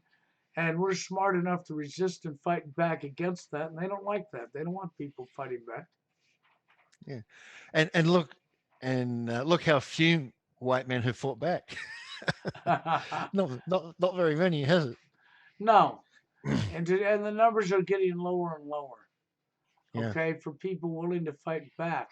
But people like Peter, people like myself, people like Steve Hoka, okay, and even held by the dashboard light, we've been up here Mm. trying to support men and give men a platform where they're getting support, but in return for standing up for you, you keep throwing us under the train, under the bus, okay? And then Yep. you can't figure out why this stuff happens to you. It's no different than when I remove people from the live stream. It's not because I particularly want to, but I'm not going to put up with the devil's advocate. You're not going to smear truth, okay? So that's the reason you won't be allowed. And if you want to play into the agenda, like Espiel's first thing was to tell people in the manosphere that TFLers, especially, he says, well, if you just stop talking about it, it'll go away. Okay? Which is a Yeah. crock of shit. It wasn't talked about for years and it kept growing. Mm. Okay? It's no different than when Jerry said, because I gave the name True Force Loneliness, that I made the problem escalate because I gave it a name. Somebody actually said that. Yes, yes, Jerry did. And I was Uh, like, okay. wow, really? You're going to go that far? And then him and Rhonda, of course, the female companion partner of his that don't live with him, but they really like each other and talk to each other, they had to come up and tell me that, well, because I calling out the white knights, right? They says, Mm. well, then you're a white knight for men. And I says, okay, well, that's a compliment. They didn't like that. Yeah. Yeah. And any other questions, HJ? Because that's a good question that you asked. Um, yeah. I mean, I have a couple more, I guess, but Sure. yeah, I'm not sure, if the live stream and all Bill's channel, but we know that these guys have been in power for thousands of years at least, right? Right. Yeah. Yeah. They've been running the planet since day one, Pretty much, yeah. basically. Do you think like movements like the Russian Revolution, where they killed, one of the bloodlines, the Tsar, or the French Revolution, where they killed the French king? Do you think these were like small victories for the common people against the No, globalists? they were just internal disputes Hmm. within the group. I mean, it's like the mafia. You have your mafia family. It's like, uh, don't steal from us, right? They'll have disputes internally. Everybody else is bad, and they'll have their own internal disputes. That's So right. occasionally they have internal disputes. But what they did, I mean, each of those revolutions, you had a series of revolutions, right? The revolutions were to move forward the overall agenda, and so they kill off kill off some of their own in this internal dispute, move the agenda forward. There's also a possibility that perhaps sometimes there was disputes internally and they just decided, well, these people are no longer, with the program and they have to go, right? Yes, that's That just it. The that could elite, also happen. yes, the elite have the fractions, just like Peter was talking about, where just think about it. When they get their plan fully in effect, what's going to happen behind the scenes that nobody's going to see is these family bloodlines are going to decide they want more control than another family. And then it's going to be sort of like the Hatfield McCoys. There's going to be internal fighting amongst their own selves because That essentially is how power and greed works to begin with. Yeah, there are internal disputes. So, for example, my role in all this was the question of how should the depopulation program go forward, right? And there was a internal dispute of, we should be more violent versus another faction saying we should be less violent, right? Be a little bit more humane for our farm animals, these humans, right? Right. And at the end of the day, the decision was made to do it more violently rather than less violently. And so that decision came down in 2013 timeframe. And if you have a look at what's been going on since 2013, this was basically they put the pedal to the metal on the mass immigration program right after that. This is why one of the reasons I was thrown in jail in October 2014. It wasn't an accident that was the month that they threw me in jail, right? They could have thrown me in jail anytime between April 2012 and October 2014. So why did they throw me in jail in October 2014? Well, what did Angela Merkel announce right after that? Right after that, she announced the mass immigration program. Yeah. And I was talking about her plans to create civil unrest in Germany to senior members of the parliament and senior law enforcement officials and senior immigration officials. For two and a half years, I was talking with them about this. Oh no, 3 years I was talking with them about this, and then suddenly they send 4 cops into my home to grab me, throw me into a jail, and a month later, Angela Merkel announces that she's going to introduce a whole bunch of immigrants. Go figure, right? Yeah. It just goes together hand in hand, right? Yeah. It's So there's going to just be they're going to create a significant amount of civil unrest and get the farm animals to kill each other. Basically, that's really what they're doing. That's just like here in the States. We have George Soros who goes over to Mexico a couple years in advance, if not 3 years in advance, and he works on paying these immigrants to come over to America. hmm. Okay, it's never been an accident. Like Trump's wall, see, that's all an illusion. That's a mirage. That's part of the show. Okay, just like you're watching this damn election shit going on and throwing in everybody's face, but it's all a show. You might as well be watching TV and watching a show, and and this is really what's going on. So what we have is George Soros goes over there, pays these immigrants good money, and pays for the buses and gets them transportation to the border, and then they come up and tell you about the poor family that had no shoes that walked all these miles barefooted to get to the border to cross it, when actually they got to ride in a bus to the border and had a big old fat check in their pocket. Yeah, yeah, that's basically what's going on. And So it's yeah, there has been some faction fighting over the years, but the agenda has continued to move on, and the agenda is basically, they want to live forever for free off the labor of the farm animals, just like any other farmers. well, they're going to farm us in the end because they want to do away with all rural communities. And people Mm. say, well, they can't do that because there's too many small rural communities. Yes, they can't. They control the trucking industry. So when the food and the shipments stop coming to your area, you're going to have to go to the area it's in. Yeah, you're gonna have to go where the food is, right? And it's called farming the human beings, because after all, we are useless eaters and feeders. We're cattle. Okay, Yeah, because these people look down on us. That's the problem I have with like places like Mensa. Okay, it's an high IQ community. But if you watch the arrogance of these high IQ people, their arrogance is that of, like that one guy says, to talk to the average person, I have to lower myself. And if they're below average, I have to lower myself then even again. Okay? So the mentality is that I'm already smarter than you, better than you, I'm above you, and you're lower than me, even though they're a human being like the rest of us. mm, pretty much. So next, HJ. Yeah, thanks. I mean, you're talking about the farming there, and I agree with you. Like, it's it's kind of like if you look at bulls on a farm, bulls are separated from their children, the calves and the cows, and they've done that intentionally because the bulls normally protect their cows and their calves, their women. But now that they've been separated on the farm, they don't really do that as much. That's what they've done to men. It's just Yep. like you said, farming. Yeah. Oh yeah, we've been farmed for a long time. Yes. They didn't call the Jesus Christ character in the Bible the Good Shepherd for no reason, right? No, they Yeah. didn't. What is a shepherd other than a farmer, Exactly. right? And one of the really interesting things about the Bible, for example, is that they say the stories in the Bible are allegories, like because that was rural communities back then, right? Yes. That's in in biblical times, communities were rural communities, and they lived off farming. That's how they lived.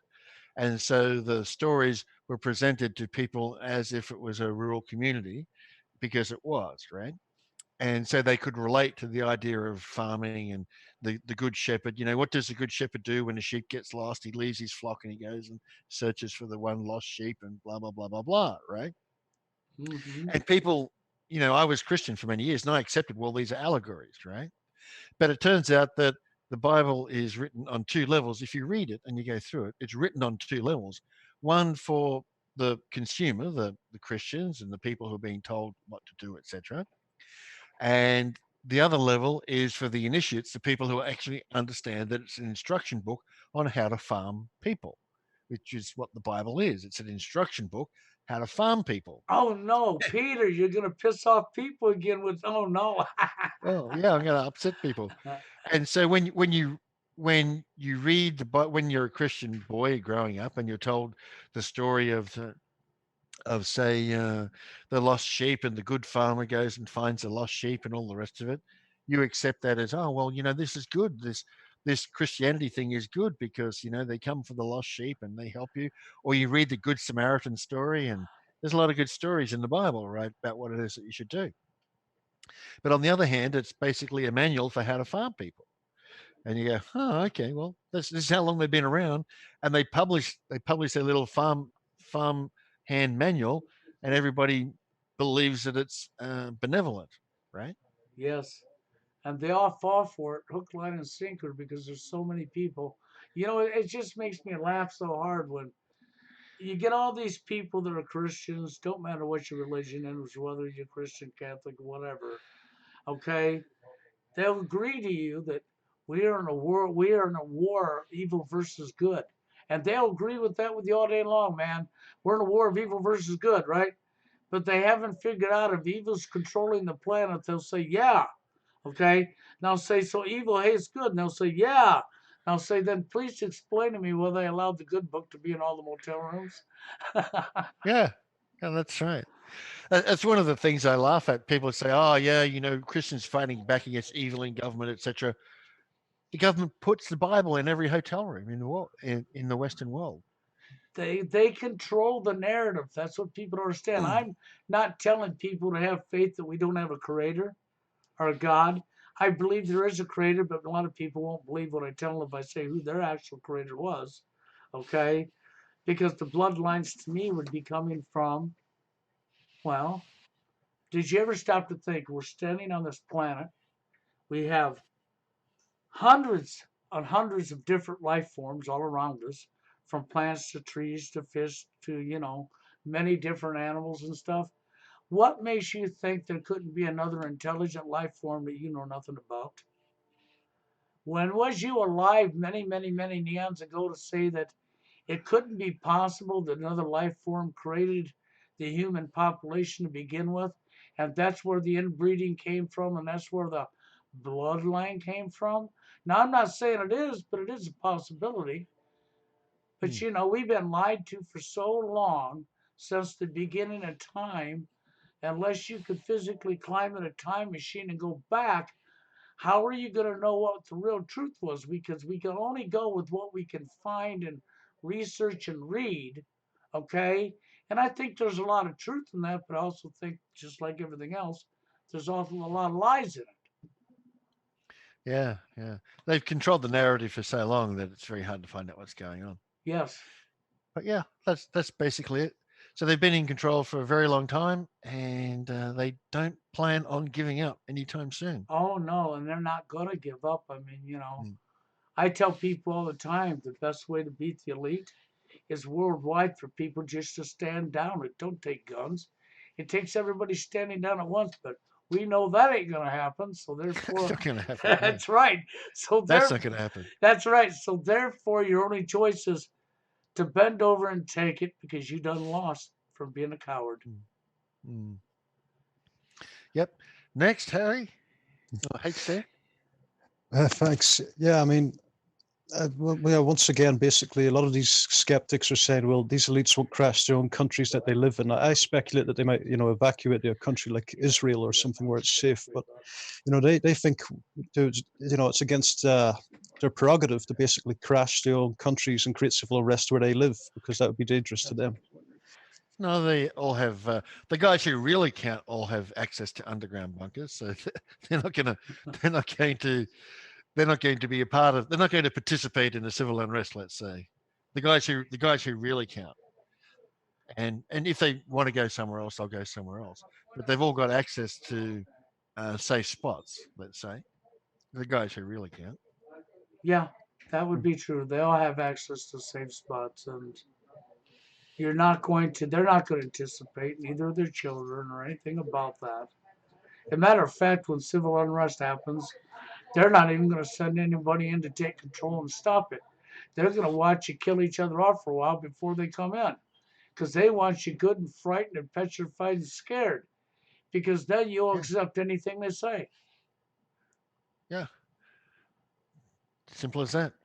And I mean, that's today in Australia, the police are walking around with machine guns, and it's to protect you from all the crime, the increase in crime that's happened, right? And which is just normalizing having police on the street with machine guns. That's what they're trying to do. that's it. That's exactly it. I witnessed this in the Philippines years ago. When I finally got where I was going, I'd landed in Manila, got on another plane at another airport, went across all the islands.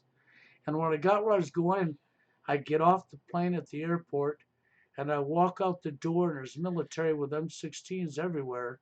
And I'm going, oh, wrong stop. And I get back on the plane and leave, right? Oh yeah, And yeah, then when I was there for that 13 days, I discovered, oh, they had a police department in this big city that it was. It only employed 2 cops. The rest were all military standing everywhere. You couldn't go to a grocery store, you couldn't go into a pawn shop or a yeah. bank. But I figured out this: there ain't nobody in the Philippines in that area robbing a bank. You had two Oh no, inside and two outside with M16s. So unless you don't bring an army of people with M16s to fight back, how are you going to rob that bank? Okay, so yep, it's military controlling, doing the policing. That's really what's going yeah, on. yeah. They're moving. As they move towards police states, they need to normalize having police, then military on the streets and things like that. So there's a lot more of that going on now. It is. That's why you see in the United States, the law enforcement all over this country has been getting military equipment given to them by the government. And Yeah, Peter just said the answer is to normalize it. yeah. I mean, you got all these photographs around of different police departments where the cops are standing in front of these military style vehicles, and it's just like, yeah, right. So what you need these? Why do you need these? Oh, because of the increased rates of crime that we have, because of the massive amount of immigration that we've encouraged. Right. But if you say that the massive amount of immigration has encouraged a radical or dramatic increase in crime, you're obviously racist, right? Oh, yeah, then you would definitely have to be racist. It's just like if you speak up against your ex wife for doing all this damage to your life, well, then you're obviously a woman hater. Yeah, you're obviously sexist and a woman hater. Right. So so what's been going on for the longest time is that men who've been pointing stuff out about what women have been up to have been called sexist, and I got called sexist for the first time when I was like 6 years old, and It's been going on for years and years and years, calling men sexist, and now they're bringing in immigrants. And if you say anything against the immigrants, then you're racist, right? That's And the it. women, well, you know what's going on in the Republic, HJ. So in the Republic Mhm. in Ireland, the women are complaining about the number of Muslim men and the number of immigrants, etc., and they don't feel safe to be walking down the street at night anymore.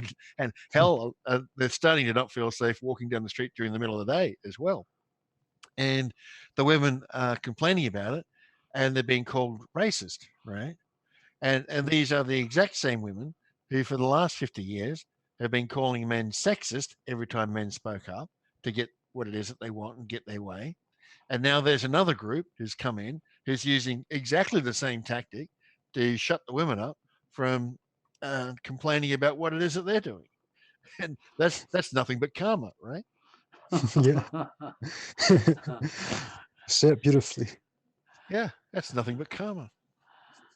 And that's really But what it is. I don't feel sorry for women anymore when they get what's handed to them, because when they say the man was abusive, and when you look behind the scenes and get the real picture, you'll find out in the majority of cases, okay, it's never was the man who was abusive. Is that the man was pushed over the edge by the abusive female? But we're yeah, not he going to was. report that. No, we can't say the woman's wrongs. That would just Yeah, be wrong to do. You've got to cover up her wrongs and slam it back onto the man. yeah. The women, the pattern for women is to provoke men into an action, and then claim victimhood of the action that they provoked. They do it all the time. You see it going on all over everywhere now. Matter of fact, it's gotten so bad that actually men are doing this to men. They will attack you and victimize you, and then they will claim the victim status.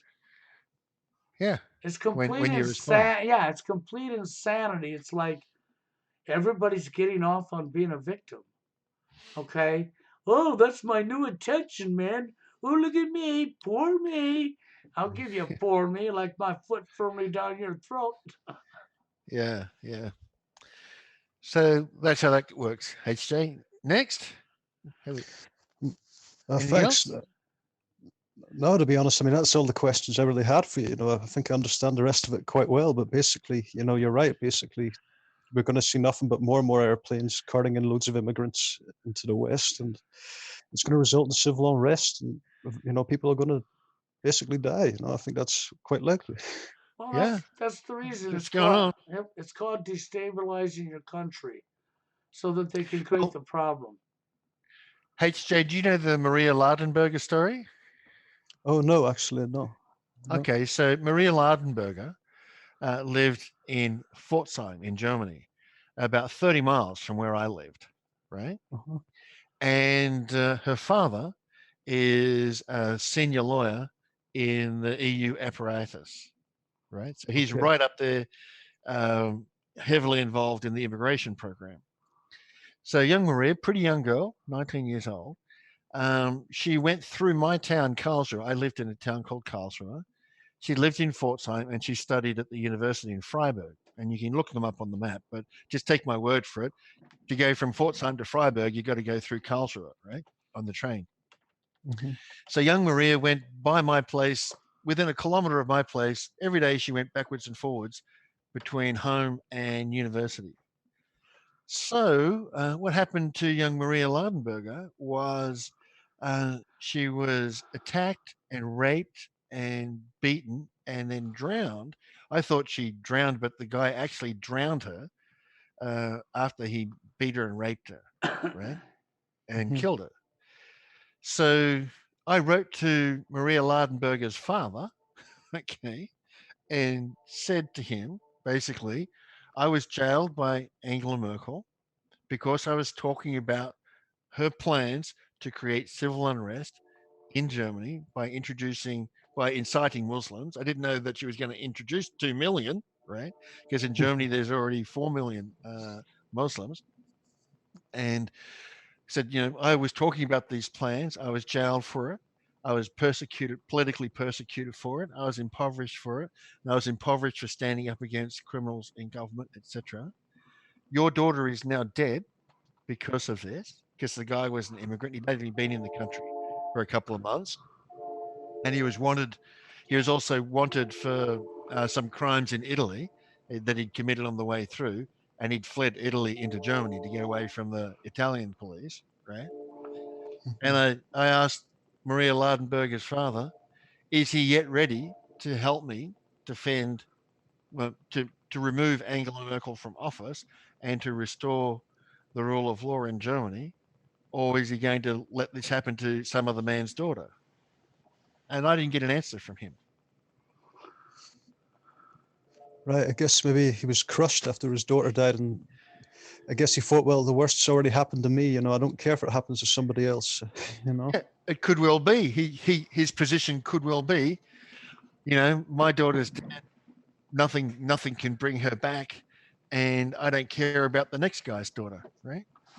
Could well be. I mean, the man didn't answer, so I don't know what his position is. Right? Yeah, but I think he's just a puppet, as you say. Probably, you know, he's not very high up, and he knows if he joins forces with you, he'll likely go to jail or get killed, and nothing will change. Yeah, there's that as well, right? There's that when they know that, okay, I know this guy's right. I know what he's talking about, but this could cost me my ability to earn my income, or it could cost me my life, right? So, for example, you won't know, but the High Court in Germany is based in Karlsruhe, right? Mhm. So there's a lot of very high-powered senior lawyers hanging around Karlsruhe. One of whom lived in my apartment block, right?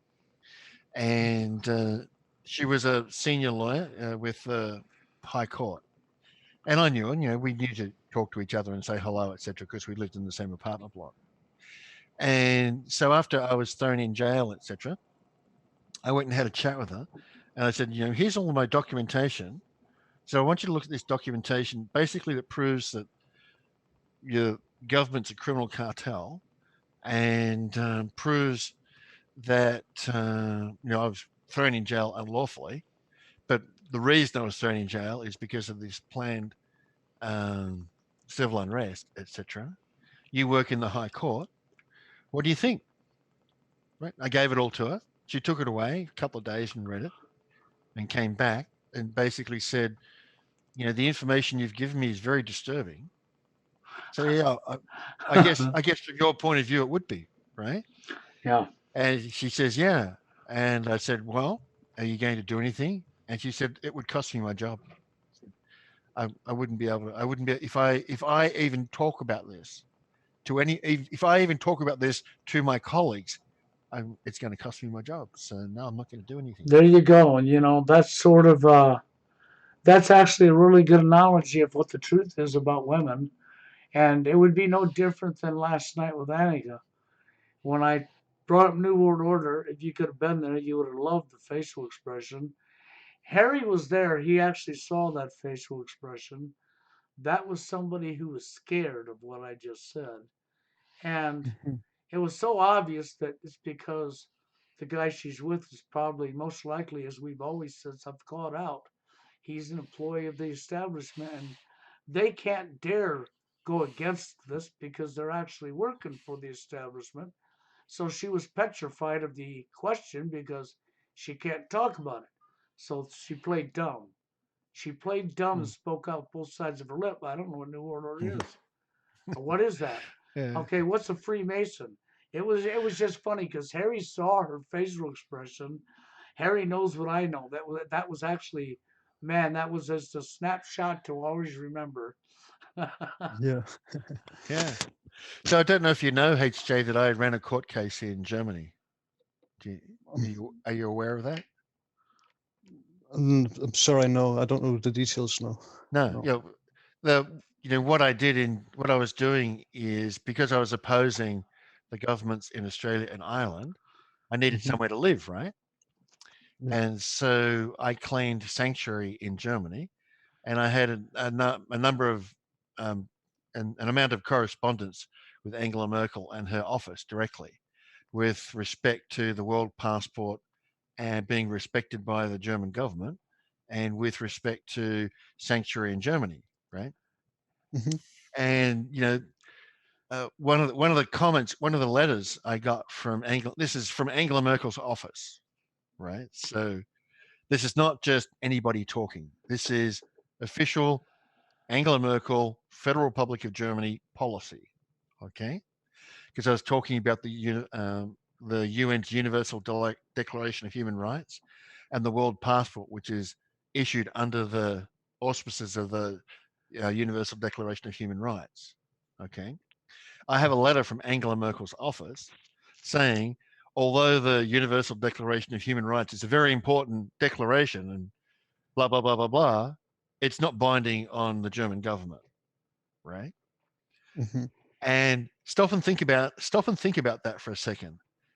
The official position of the German government is that the Universal Declaration of Human Rights is very important, but not binding on any member of the federal government, right?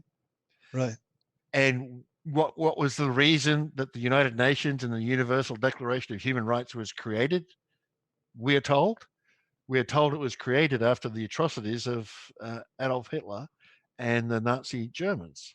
That we needed the United Nations and we needed a Universal Declaration of Human Rights after all these atrocious things which were done during World War II. And yet Angela Merkel's office says it's not binding on any member of the Federal Republic of Germany. That's kind of interesting, right? Yeah. So what I did was I overstayed, and I had residency. I had a 5-year visa in Ireland, right? And on a 5-year visa in the Republic, you can travel in and out of the Schengen region 90 days at a time. You just have to leave within 90 days and come back. So literally, you can jump on a plane, go to London, change planes, go back, and that's fine. You get another 90 days, and it's automatic, and it can't be denied. Right? The German government does not have the right to deny you entry into the Schengen region if you have a residency permit in Ireland under the freedom of movement legislation for the EU, right? Right. Yeah. So I overstayed by a couple of, now by this time, the Angela Merkel's office is no longer responding to me because they don't like me very much. And I still need a place to live after my Irish visa expires in April 2012. So in August 2011, I overstayed my visa by 10 days. I left and came back, and obviously they picked me up at the airport and said, "You've overstayed your visa. You know, you need to pay a fine." I said, "I don't want to pay a fine. I want a court case because I want to talk to your government because your government won't talk to me, right?" And they're Right. like, and they're like, at this is, they take you into their customs office and they check you out and blah blah blah blah blah. And they're like, "Why did you overstay your visa?" And it's like, "Because I'm a political dissident in my country, and I'm being politically persecuted by my country, and I'm trying to get sanctuary in Germany, the ancestral home of my mother's side of the family." Blah blah blah blah blah. And they're like, "Oh, okay, you're just not some guy who accidentally overstayed your visa. You actually have a reason for this, right?" And I'm like, "Yeah, I want to force a court case, and you guys are going to be coming along to my court case, right?" And eventually, the woman who was the customs officer, did actually have to come along to my court case to give testimony, right? Yeah. So all that went along, and then that in April, this was August 2011, in April 2012, the court case comes up, and I go along. I want this. Okay, so I dress in my suit and I come along to my court case, and I've provided all my documentation to the judge in the case previously. Before I arrived, I'd provided all this documentation in English and in German to the judge who was going to be presiding over the case. And when he said, they provided a translator because my German's only very pidgin German, and he said, "Yeah, okay, well, what's your opening statement, Mr. Nolan?" And I basically said, "Look, of all the people in the world who understand the necessity to provide sanctuary to people who oppose criminals in government, it's the Germans, right? If there's one group of people who know that you have to provide sanctuary to somebody who's pointing out and proving that government officials are committing crimes, it's got to be Germany. And I'm here to ask for your help in gaining sanctuary for myself here in Germany, land of my ancestors, because I'm being politically persecuted in Ireland and Australia. And the judge goes, yes, thank you very much for your opening statement, blah, blah, blah, because that goes onto the record. And there was about 12 people there as witnesses. I was going to record it, but there were so many people there that I might as well just, I've got witnesses and I've got a court recorder, right? And it goes into the court record. So, we're having this conversation, and so the judge says, you've committed a crime, blah, blah, blah, blah, blah. And I go, well, do you have any evidence that this legislation that you're quoting applies to me? Mhm. And at one stage he says, well, I don't need evidence that this legislation applies to you. I say it does, and that's enough. And I basically say, well, excuse me, but that's nowhere near enough. And by the way, you're here to judge. Your job is to sit here and judge the evidence presented before you, not to enter evidence into the case yourself, right? Because it's blatantly a bias. And so it went on. They brought the toll officer in, and the judge says, "Do you have any questions for the toll officer?" And I say, "Sure. Do you have any evidence that the legislation that you're talking about applies to me?" And the judge says, "Well, you've already asked me that question, and the answer, so she doesn't have to answer that question." I'm like, "Really? She's the one who's accusing me of committing a crime. She doesn't have to prove that I committed the crime. You can just say, oh, well, this legislation applies to you." No, you can't do this. And this whole conversation was had in front of a whole bunch of witnesses, including 4 armed police officers, right? Right. And in the end, what happened was, I said, he's saying you need to plead guilty. I said, you haven't presented any evidence that this legislation you're talking about applies to me. I've given you evidence that it doesn't, and you haven't rebutted the evidence that I've given you that it doesn't apply to me. And so we had that conversation. So they took a break, and the prosecution lawyer, my interpreter, and the judge go off into a side room and have a little chat. Well, if that's not collusion and not allowed, I don't know what is. The judge, the prosecutor, and the interpreter going and having a side chat during the middle of a case. Excuse me. And they come back out, and he says, if you don't admit to being guilty of this crime, I'll raise the fine to 16,000 euros from 800 euros. So the fine for this is 800 euros, the standard fine. I'll increase the fine from 800 euros to 16,000 euros, and I'll jail you for 20 days. And I said, you can raise the fine to all you want and threaten to jail me all you want, but you still haven't presented any evidence that this legislation applies to me. And there's 12 witnesses in this room. There's 12 people listening to this conversation, Yeah. right? And he spent the next 20 minutes haranguing me and in threatening me to jail me if I didn't admit to being guilty. And I said, well, I'm not going to admit to being guilty until you actually present some evidence that this legislation applies to me. Why would I admit to being guilty? And so he harangued me and harangued me and harangued me. And then in the end, banged the gavel and said, I declare that you're guilty of this crime. And I said, and I vacate your decision based on lack of evidence. And I've got 12 witnesses here, standing here, saying nobody here has presented any evidence that this legislation applies to me. Wow, no evidence. Yeah, and I said, and I hope that you will help me gain sanctuary in the land of my ancestors. That's what I'm here for, right? And so then there ensued a whole series of correspondence between the lawyers and Angela Merkel's office, et cetera, because now it's embarrassing. There was like 4 police officers in the room, right? Looking very angry and upset that I'd called a judge a liar and a criminal, basically. And all this correspondence went backwards and forwards and backwards and forwards and backwards and forwards. And then they grabbed me and throw me in jail in October 2014, 2.5 years later. They might as well not given you a trial at all. It was, it's like a dictatorship, really. Yeah. So, when you have a dozen people, you have a guy standing there saying, do you have any evidence that this legislation that you're talking about applies to me? And the judge says, I don't need any evidence. And I got 12 people sitting there. What should they be thinking at that point in time, right? And so that was my court case in Germany. So it was very clear to everybody who was standing there that well, this is a complete crock, right? The man is standing there accused of a crime, and he's asking, "Where's the evidence?" And the judge says, "I don't need any." Well, that's got to be a complete crock, right? Mm. At one stage, just to prove that they're all the same, at one stage the judge said he pulled out a big book of legislation and quoted from the legislation that said all natural persons resident on the land of the Federal Republic of Germany are subject to this legislation, right? All natural persons, right?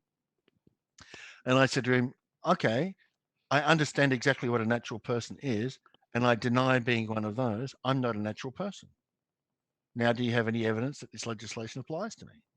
And he just took the book, shut it, and put it aside because he knew that the natural person was a deception, and many people fall for it. But I already knew what it was, and I wasn't falling for it, and I just simply denied that I was a natural person. So all that went on in Germany, and then they make the decision. They're going ahead with their plan. They bring in a couple of million immigrants, and away they go. Right? Yeah, the witnesses were just fine to see you go to jail. They didn't care about you at all. Oh yeah, yeah. The 4 cops who were sitting there were perfectly happy to see me go to jail. Yeah. And when I was in jail, they refused to give me any clean clothes for 8 days, and it was cold. So they grabbed me in my home. I just got back from the gym. So I was in my gym gear, shorts and t-shirt, right? And they dragged me out of my house in my gym gear and put me in a jail cell, and they wouldn't give me any clean clothes. So I demanded to speak to the head of the jail, and I got to the head of the jail. 8 days it took to get a meeting with the head of the jail. And I got a meeting with the head of the jail, and the first thing he asked me was, "Why are you wearing like sports clothes?" I said, "Because your men would not. I've asked for clothes, and your men won't give it to me. And what sort of jail are you running around here?" I got quite aggressive with him, saying, "I've been here for 8 days. You won't eat. You won't give me clothes. You won't give me a pen and paper to write with. You didn't give me a phone call, and you won't give me a TV, even though I'm prepared to pay for it. Like, what sort of jail are you running around here?" And he was stunned, right? So he says to his man behind him, "Please organize these things for this prisoner. This is not okay around here." And then he said, "Why did you want to speak to me?" And I said, "I want to make it clear to you, you're running this jail. You're incarcerating me, right? It's your word." He goes, "Yeah." And I said, "I want to make it clear to you, I'm a political prisoner, that I'm here unlawfully, and that you are unlawfully holding me against my will in this jail, and you will be held accountable for that if you don't let me go, like now." And he said, "Well, I can't let you go." And we had this conversation, and he said, there is no process in Germany where a prisoner can be released by the jailer, even if he claims to be innocent, as you claim, and that process can only be started at the end of his term, right? Or by his lawyer in his absence. And I looked him in the eye and I said, "Don't you think there should be a process for doing that? Mhm. If a judge is a criminal and falsely issues a false guilty verdict against a man, don't you think there should be a way for that man to get himself out of jail?" And he goes, "Actually, you're right. There should be, shouldn't there?" I went, "Yeah, how about that? Isn't it interesting that there's not a way to do that?"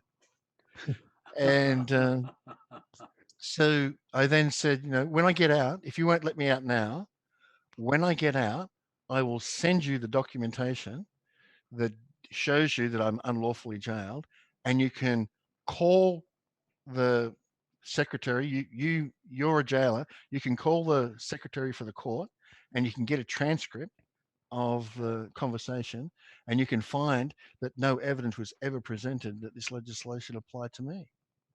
I said, when I get out, will you help? One, will you help me? And two, do you believe I should be paid compensation for being put in this jail?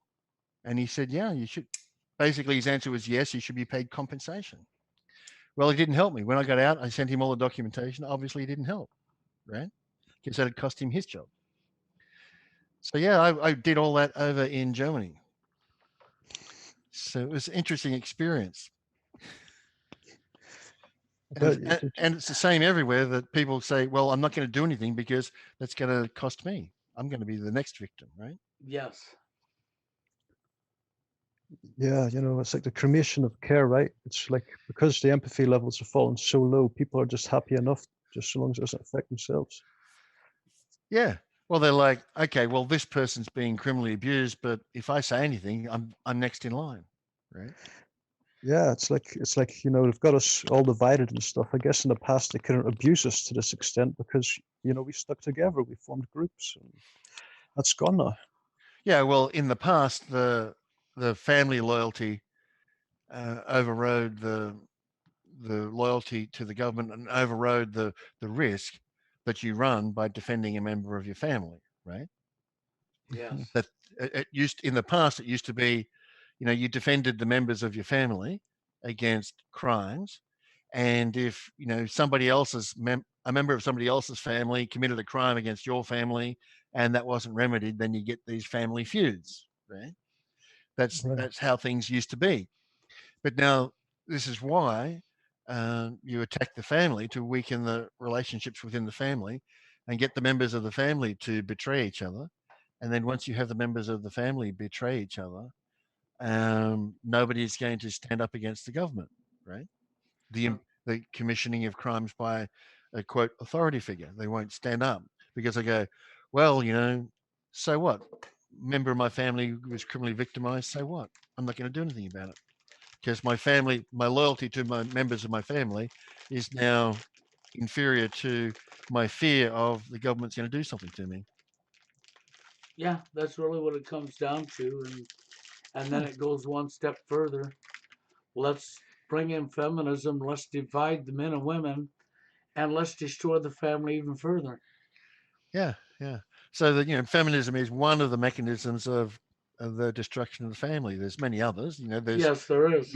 mandatory schooling, for example, and having the teachers be seen as the authority figures in the child's life and things like that as representatives of the state. So it's all directed at destroying the loyalty between members of family, because if the members of the family are loyal to each other, it's much harder for the governments to impose police states, right? A strong family unit throughout society, people will stand up and rise up against tyranny. But when you break down a family unit and divide the family up and cause all this friction and divide the genders the way you have, you've weakened your society. And once you weaken your society, then it's a lot easier to get people where you want them. Yeah, this is why you had the Hitler Youth, right? Yes. This is why in communist societies, children can inform on their parents and be rewarded for it, right? Mm-hmm. It's to undermine the loyalty of the members of the family to each other. And Yeah. once you do that, if you can manage to have people undermine the loyalty to their own family members, then you're pretty much on your way to imposing whatever kind of new utopia society you want, right? That's it. That's exactly it. This Guess goes. Is, go ahead, Ari. Yeah, you were thanks, Bill. You were talking about the schooling earlier. Basically, they've taken children out of their family units, put them into school systems where they spend the majority of the time, and then they're getting close to developing superficial bonds based on usury with other brainwashed people around their age. They have a kids, right? The friends sort of replace the family. But then, take it a step further. Like as you said, your teacher is the authority figure, and once you leave school, that becomes your government, your court system. Your news channels. These become your new teachers. It's like you've been Yeah. trained to have a teacher from a very young age. And then, even further than that, we've got the case of a lot of young children hating their fathers after cases of divorce. Oh So they're yeah. not going to stick up for them. Oh yeah. Of course. The I mean, I had two sons, right? One about your age. One he's 26. But the elder one, that my stepson Jared. I mean, I saved his life from cancer, and he still betrayed me. Think about that. Yeah, I can't believe it. Like you were so wonderful to him, and he would do that to you. Yeah, that's right. Yeah. I mean, Wow. one of the things that I said to Jared was, if he in any way, shape, or form aids his mother commit a crime against me, then he'll have to deal with me. That will be between me and him, right? And he's Mhm. not to aid his mother in any way, shape, or form. So you don't have to hate your mother. You don't have to do anything with her, but you can't help her commit any crimes against me, right? And if you Yeah. do, you'll have me to deal with. You'll have a problem with me directly. Well, he allowed his bank account to be used to transfer money to his mother to give to lawyers to commit crimes against me, right? Right. On in March 2008, we were having dinner at my dad's place in Australia, and Jared was invited to dinner, and we had a nice dinner, having a cup of tea after dinner. And I said to Jared, is there anything on your mind that you want to tell me about?" And he said, "No, I think we're done. I think we're all clear." And I said, "Good." So there's something on my mind I want to tell you. And he goes, Yeah. "What's that?" I said to him, "I'm very disappointed in you that you allowed your bank account to be used to transfer money from Kristen to your mother to give to lawyers to commit crimes against me." And the blood ran out of his face. And he said, "How do you know about that?" And I said, "Doesn't matter how I know about that. The fact is, I know about it." And obviously, he's not denying it, right? Right. Yeah. So here's a kid, a young man, because he was 24 at the time. This is 2008. He'd be 25 at this time, right? Hmm. So here's a young man, 25. I fed him, I clothed him, I housed him, Yeah. all when his mother wouldn't labour past her own needs, right? Uh-huh. And when he had cancer, it was me who was the guy who was able to reach him when he wanted to die. That Mhm. guy betrayed me, right? And you stop and think about that. I am. Yeah.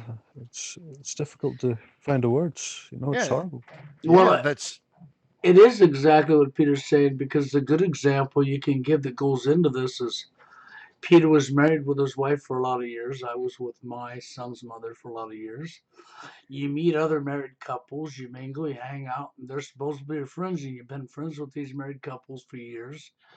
Then, when the woman stabs you in the back like this that they did to Peter or my ex did to me, what happens is you find out all of the married friends you had turn against you because you're the man. Men, women alike. Slam you, stand by the woman, and dump all over you, even though she's the one that may have went out and cheated and did the crime, okay, against you, Mhm. you're still going to be the victim because they're all going to turn on you because you have a penis between your legs. yep. So it happens. I suppose, though, it's a lot of the. And I know we have to hold personal accountability into the equation, but a lot of the stuff we see on the news, it's encouraged. It's the thing to do. Monkey see, monkey do. Witch hunt men. Men are always the villains. They're always the perpetrators. It couldn't be a woman's fault. Attack the man, no matter what. It's like you're brainwashed into it. Even if it's not Yeah. true. Well, they're not brainwashed into it. They know exactly what they're doing. I mean, there's a lot of discussion around saying people are brainwashed into this way of thinking, etc., etc. But I don't buy that because they know exactly what they're doing. I mean, for example, in February 2008, this is in all this process, my health failed me, and my mum was ill, so I decided to go back home to Australia for a month or two and just chill out and spend time with my mum, who was dying at the time. Right, my mum was going into dementia. She was still mentally aware in February 2008. And so I went there, and I knew this was the last time I was going to be able to talk with my mum. So I just spent a month with my mum talking about life, the universe, and everything. And it was a nice time, Mhm. right? Yeah. And one of the things, I was talking with my father, and my father said to my face, "This is my father. This is not just anybody, right? This is my father." Yeah. My father said to my face, "You must tolerate the crimes that Jennifer is committing against me." And I said, "Really? Why must I tolerate these crimes?" And he Mhm. said, remember, this is my father. He said, because if you don't tolerate them, you won't have any friends. So he said, I've seen it happen before. So I said to my father, any person who supports Jennifer's crimes against me is not my friend, and I want nothing to do with that person. Right? Yeah, Right. Which shocked him. He was actually surprised. I said that. Now that's not brainwashing, right? He knows exactly what he's saying. yeah, he knew exactly what he's saying. So really, what he's doing is he's speaking against his own self. So he's willing to bend over and allow a woman to commit whatever crime she wants against him, so that he can fit in with the rest of the idiots that's been programmed as well. Yeah, yeah. That's how bad it is, right? Now, when the level of family loyalty is at that level, well, why would you go to bat for a member of that family? Why would you resist oppression from a government when your own father tells you you must simply tolerate these crimes that are being committed against you? Really? And I said to my Yeah. father, if somebody came in here and stole your TV, we were standing next to the TV, right? Mhm. If somebody came in here and stole your TV, you and then came to me, and I knew that, and they came to me and asked to eat at my table. I tell them no. You have to give the TV back to my father. You have to apologize. You have to give him some money for his inconvenience, and then come back to me, and maybe I will feed you if my father has accepted your apology. So that's what I'd do if somebody stole your TV. You're supporting somebody stealing my house. Yeah, Yeah, it's horrifying to think your own father, could do that to you, Peter. You know, Yeah, but they all do, right?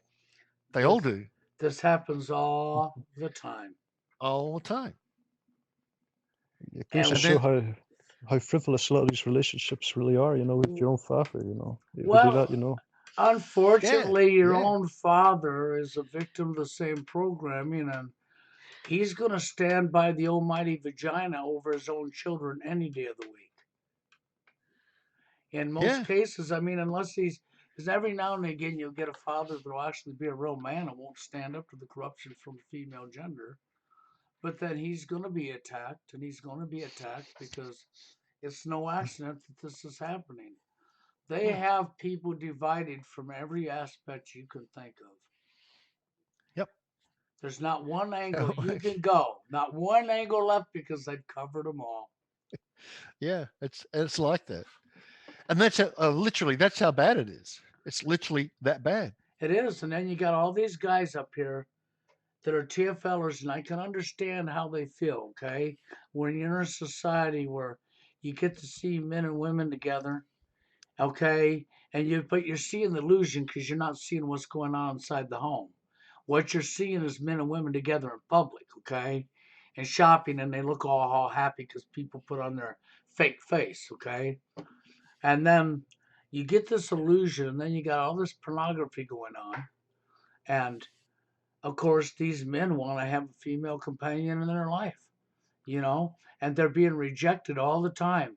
And they don't realize actually how lucky they are to be being rejected, because once they get the woman in their life and they discover what they just put themselves into, they're not going to be happy about that at all. But then it's too late because you're already there. Yeah, yeah. So this is what goes on, and most people just can't believe it. I mean, I'll give you another example, HJ. Yeah. My best man at my wedding, right? I was a groomsman at his wedding, and he's the godfather of my son, and he was the best man at my wedding, right? So not just anybody, right? And his name's Terry. So he has two boys, two sons, a bit older than you. They're about they must be about 30, 28 now, somewhere around that age, a couple of years older than my kids. And so I know, but they'd be like 32, 30 now, those two boys. So anyhow, back in 10 years ago, back in like 2009 or so, and I was doing my thing, standing up to the divorce courts and all the rest of it, Terry and I used to email each other, talk to each other on a fairly regular basis, of course, right? And we're talking about how the court case is going and blah, blah, blah, blah, blah. And I said to him, it's really disappointing that your wife is not willing to even have a conversation with Jennifer about the crimes that she's committing. And he's like, yeah, well, you know how women hang together and blah, blah, blah, blah, blah, right? So he's making excuses for his wife not being willing to talk to my wife, given how close our families were, right? Yeah. So anyhow, one day I sent him a note saying, the other way or the other aspect that you should be thinking about, Terry, is that you have two sons, and I'm here being criminally abused, defending the rights of your sons as well, and you're not making yourself very useful in this process, right? I said to him. So the next day, I'm looking on my LinkedIn, and I see he's unlinked from me on LinkedIn, and he's never spoken to me ever again. So he couldn't take the consequences of his actions and the guilt of what he really done, just what he cut ties with you and leave you to rot. Yeah. I pointed out that I'm risking my life defending all men from the criminal abuse in the divorce courts, of which his two boys at that time were just coming into manhood, right? And I pointed out that I'm pretty disappointed that he's not doing anything to defend the rights of his sons. And that was enough for him to unlink from me on LinkedIn and never speak to me ever again. Wow. Right? Yes. Stop and think about that. This is your best man.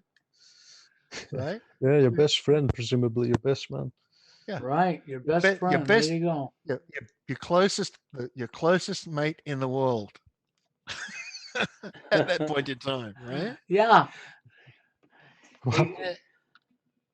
Wow. That's normal. That's It is completely normal, right? It is. It's perfectly normal, and it happens all the time. And so, this is one of the reasons I love to support men and people like Harry. I'll definitely always support, because Harry's very intelligent, and for Harry to learn this stuff now and be aware of it, it'll help him later on in life, because he's going to know what he's looking forward to, because this is what happens everywhere all the time. The reality is this: in life, you can have 100, 200 friends, but your real friends you'll count on one hand. Yeah, that's right. That's the extent it goes to in the West now. Right? Yes. And the fact that the guy who helped me save my life was my customer at the time, and a guy that didn't know me really that very well, and one of the motivators for him to help save my life was exactly the same thing was done to his father, and his father died young because of all the work that he had to do to provide for his boys. A lot of men die. A lot of men will die young because they work their tail off their whole life. Okay, and the woman, okay, women are in the workplace, but women ain't out there doing the physical heavy jobs that our men are doing. Okay, and the only thing the workplace did was for the women was help divide up the family and destroy the family, because that was the goal of putting women in the workplace anyhow. Outside of these criminals collecting the taxes off the women's pay, they knew that it would break up the family unit. Yeah, get hold of the kids, get the kids to see the government as the parent, and the government as who they should run to, rather than the family as who they should look to for security, right? Exactly. The security should have been within your own family. But the security wasn't in your own family because the government became the new husband. Well, the husband became homeless on the street. And then we're going to yell, a deadbeat father. Yeah, then you're going to call him a deadbeat, right? Exactly. I guess though the women are more respected, just like the governments. The women respect the government because the women have more power than the men. It's sort of that idea that we should like those who have more power and really hate those and blame those who have less power and blame the victim because they're weak. Yeah, So, well, it's the women's votes legitimize the crimes of the government, right? Yes. mhm. So Well, the women will always vote for communism. That's the lesson of the assembly women. The women always vote for communism, and Yes. so by implementing democracy, which is one of the worst forms of government possible, Right. yeah. the women make demands of the government, and the government uses the demands of the women as legitimization for what it is that they're doing. Sure. And this is why you heard Annika talk about the woman carries the egg. And for as far back as you go, men was the protector of the woman because she carried the egg. So she controls it. But I'm like, well, this is cool. You carry the egg and you hate men. So this is how it should really be since men hate men and women hate men. I think since this is the world you want, that all baby boys should be neutered at birth and any man alive should be taken in and neutered so that her egg can be as important as it ain't. Yeah, yeah, It's just insanity because she's leaving out all the other half of the equation. Her egg only lasts 2 days before it dies off, and so the timing has to be right for her to get pregnant to begin with, okay? And that egg is useless without the fertilization of the egg. And when you look at the DNA, oh my God, it's half the man's and half the woman's. How did that happen? yeah, yeah. That's basically what happens. They just leave that equation out, ignore it, pretend it don't exist, and think that they're. What did you expect? What have we done? We've placed woman above ourselves. We've covered up for her every wrong. We've turned our back and looked at her every wrong. And women are nothing but a bunch of spoiled damn children. Yeah, they're basically drunk on their power Yes. because with their power goes no responsibility, no accountability. So they're drunk on their power. And that's the thing. Nobody wants responsibility for their actions. And it's gotten so bad now that not even men want to be responsible. Nobody wants to be responsible for their actions. Okay, Mm, nobody. They're just literally running from responsibility because they don't want to be held accountable. mm, Peter's the pretty only much. guy I know that took a camera into a courtroom for a divorce and got by with it, which was pretty cool. If he'd done that here in America, he would have went to jail for doing it here in America. So, Oh, plenty of people have gone to jail for trying to record things in Australia, right? yes, It's just that I knew how to claim my right to video record it, and the registrar knew, and so registrar knew I knew and knew that I'd done it lawfully, so he was kind of stuck.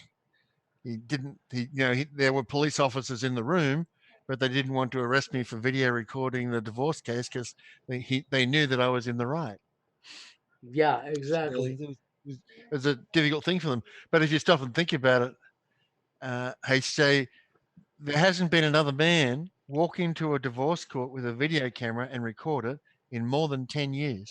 That's correct. Peter's the only one I know that's ever gotten by with it and done it. And then he took that video and he tried to use that to show men what they're facing. And that was just way above most men's IQ. It went right over their head. I was like, really? Yeah. Yeah. Like, really? This done you no justice. You not getting the picture when it's so in your face? I'm sorry. I had to go with this. There's no fixing stupid. Yeah, yeah.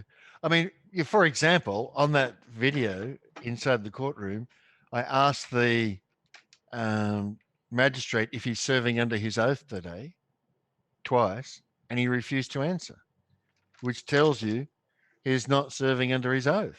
He's not serving there under an oath. He's just serving there as a private person.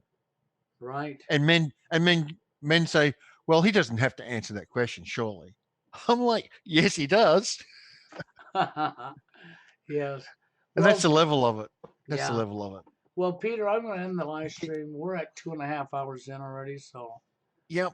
I'm going to I end think this that's good. live stream, guys. I think we've done a really good job with it. So I'm getting off the live stream now. For those in the live stream, thank you for watching. I appreciate that. And there'll be another day that Peter and I'll be back up. But with that being said, I'm off the live stream now. Bye.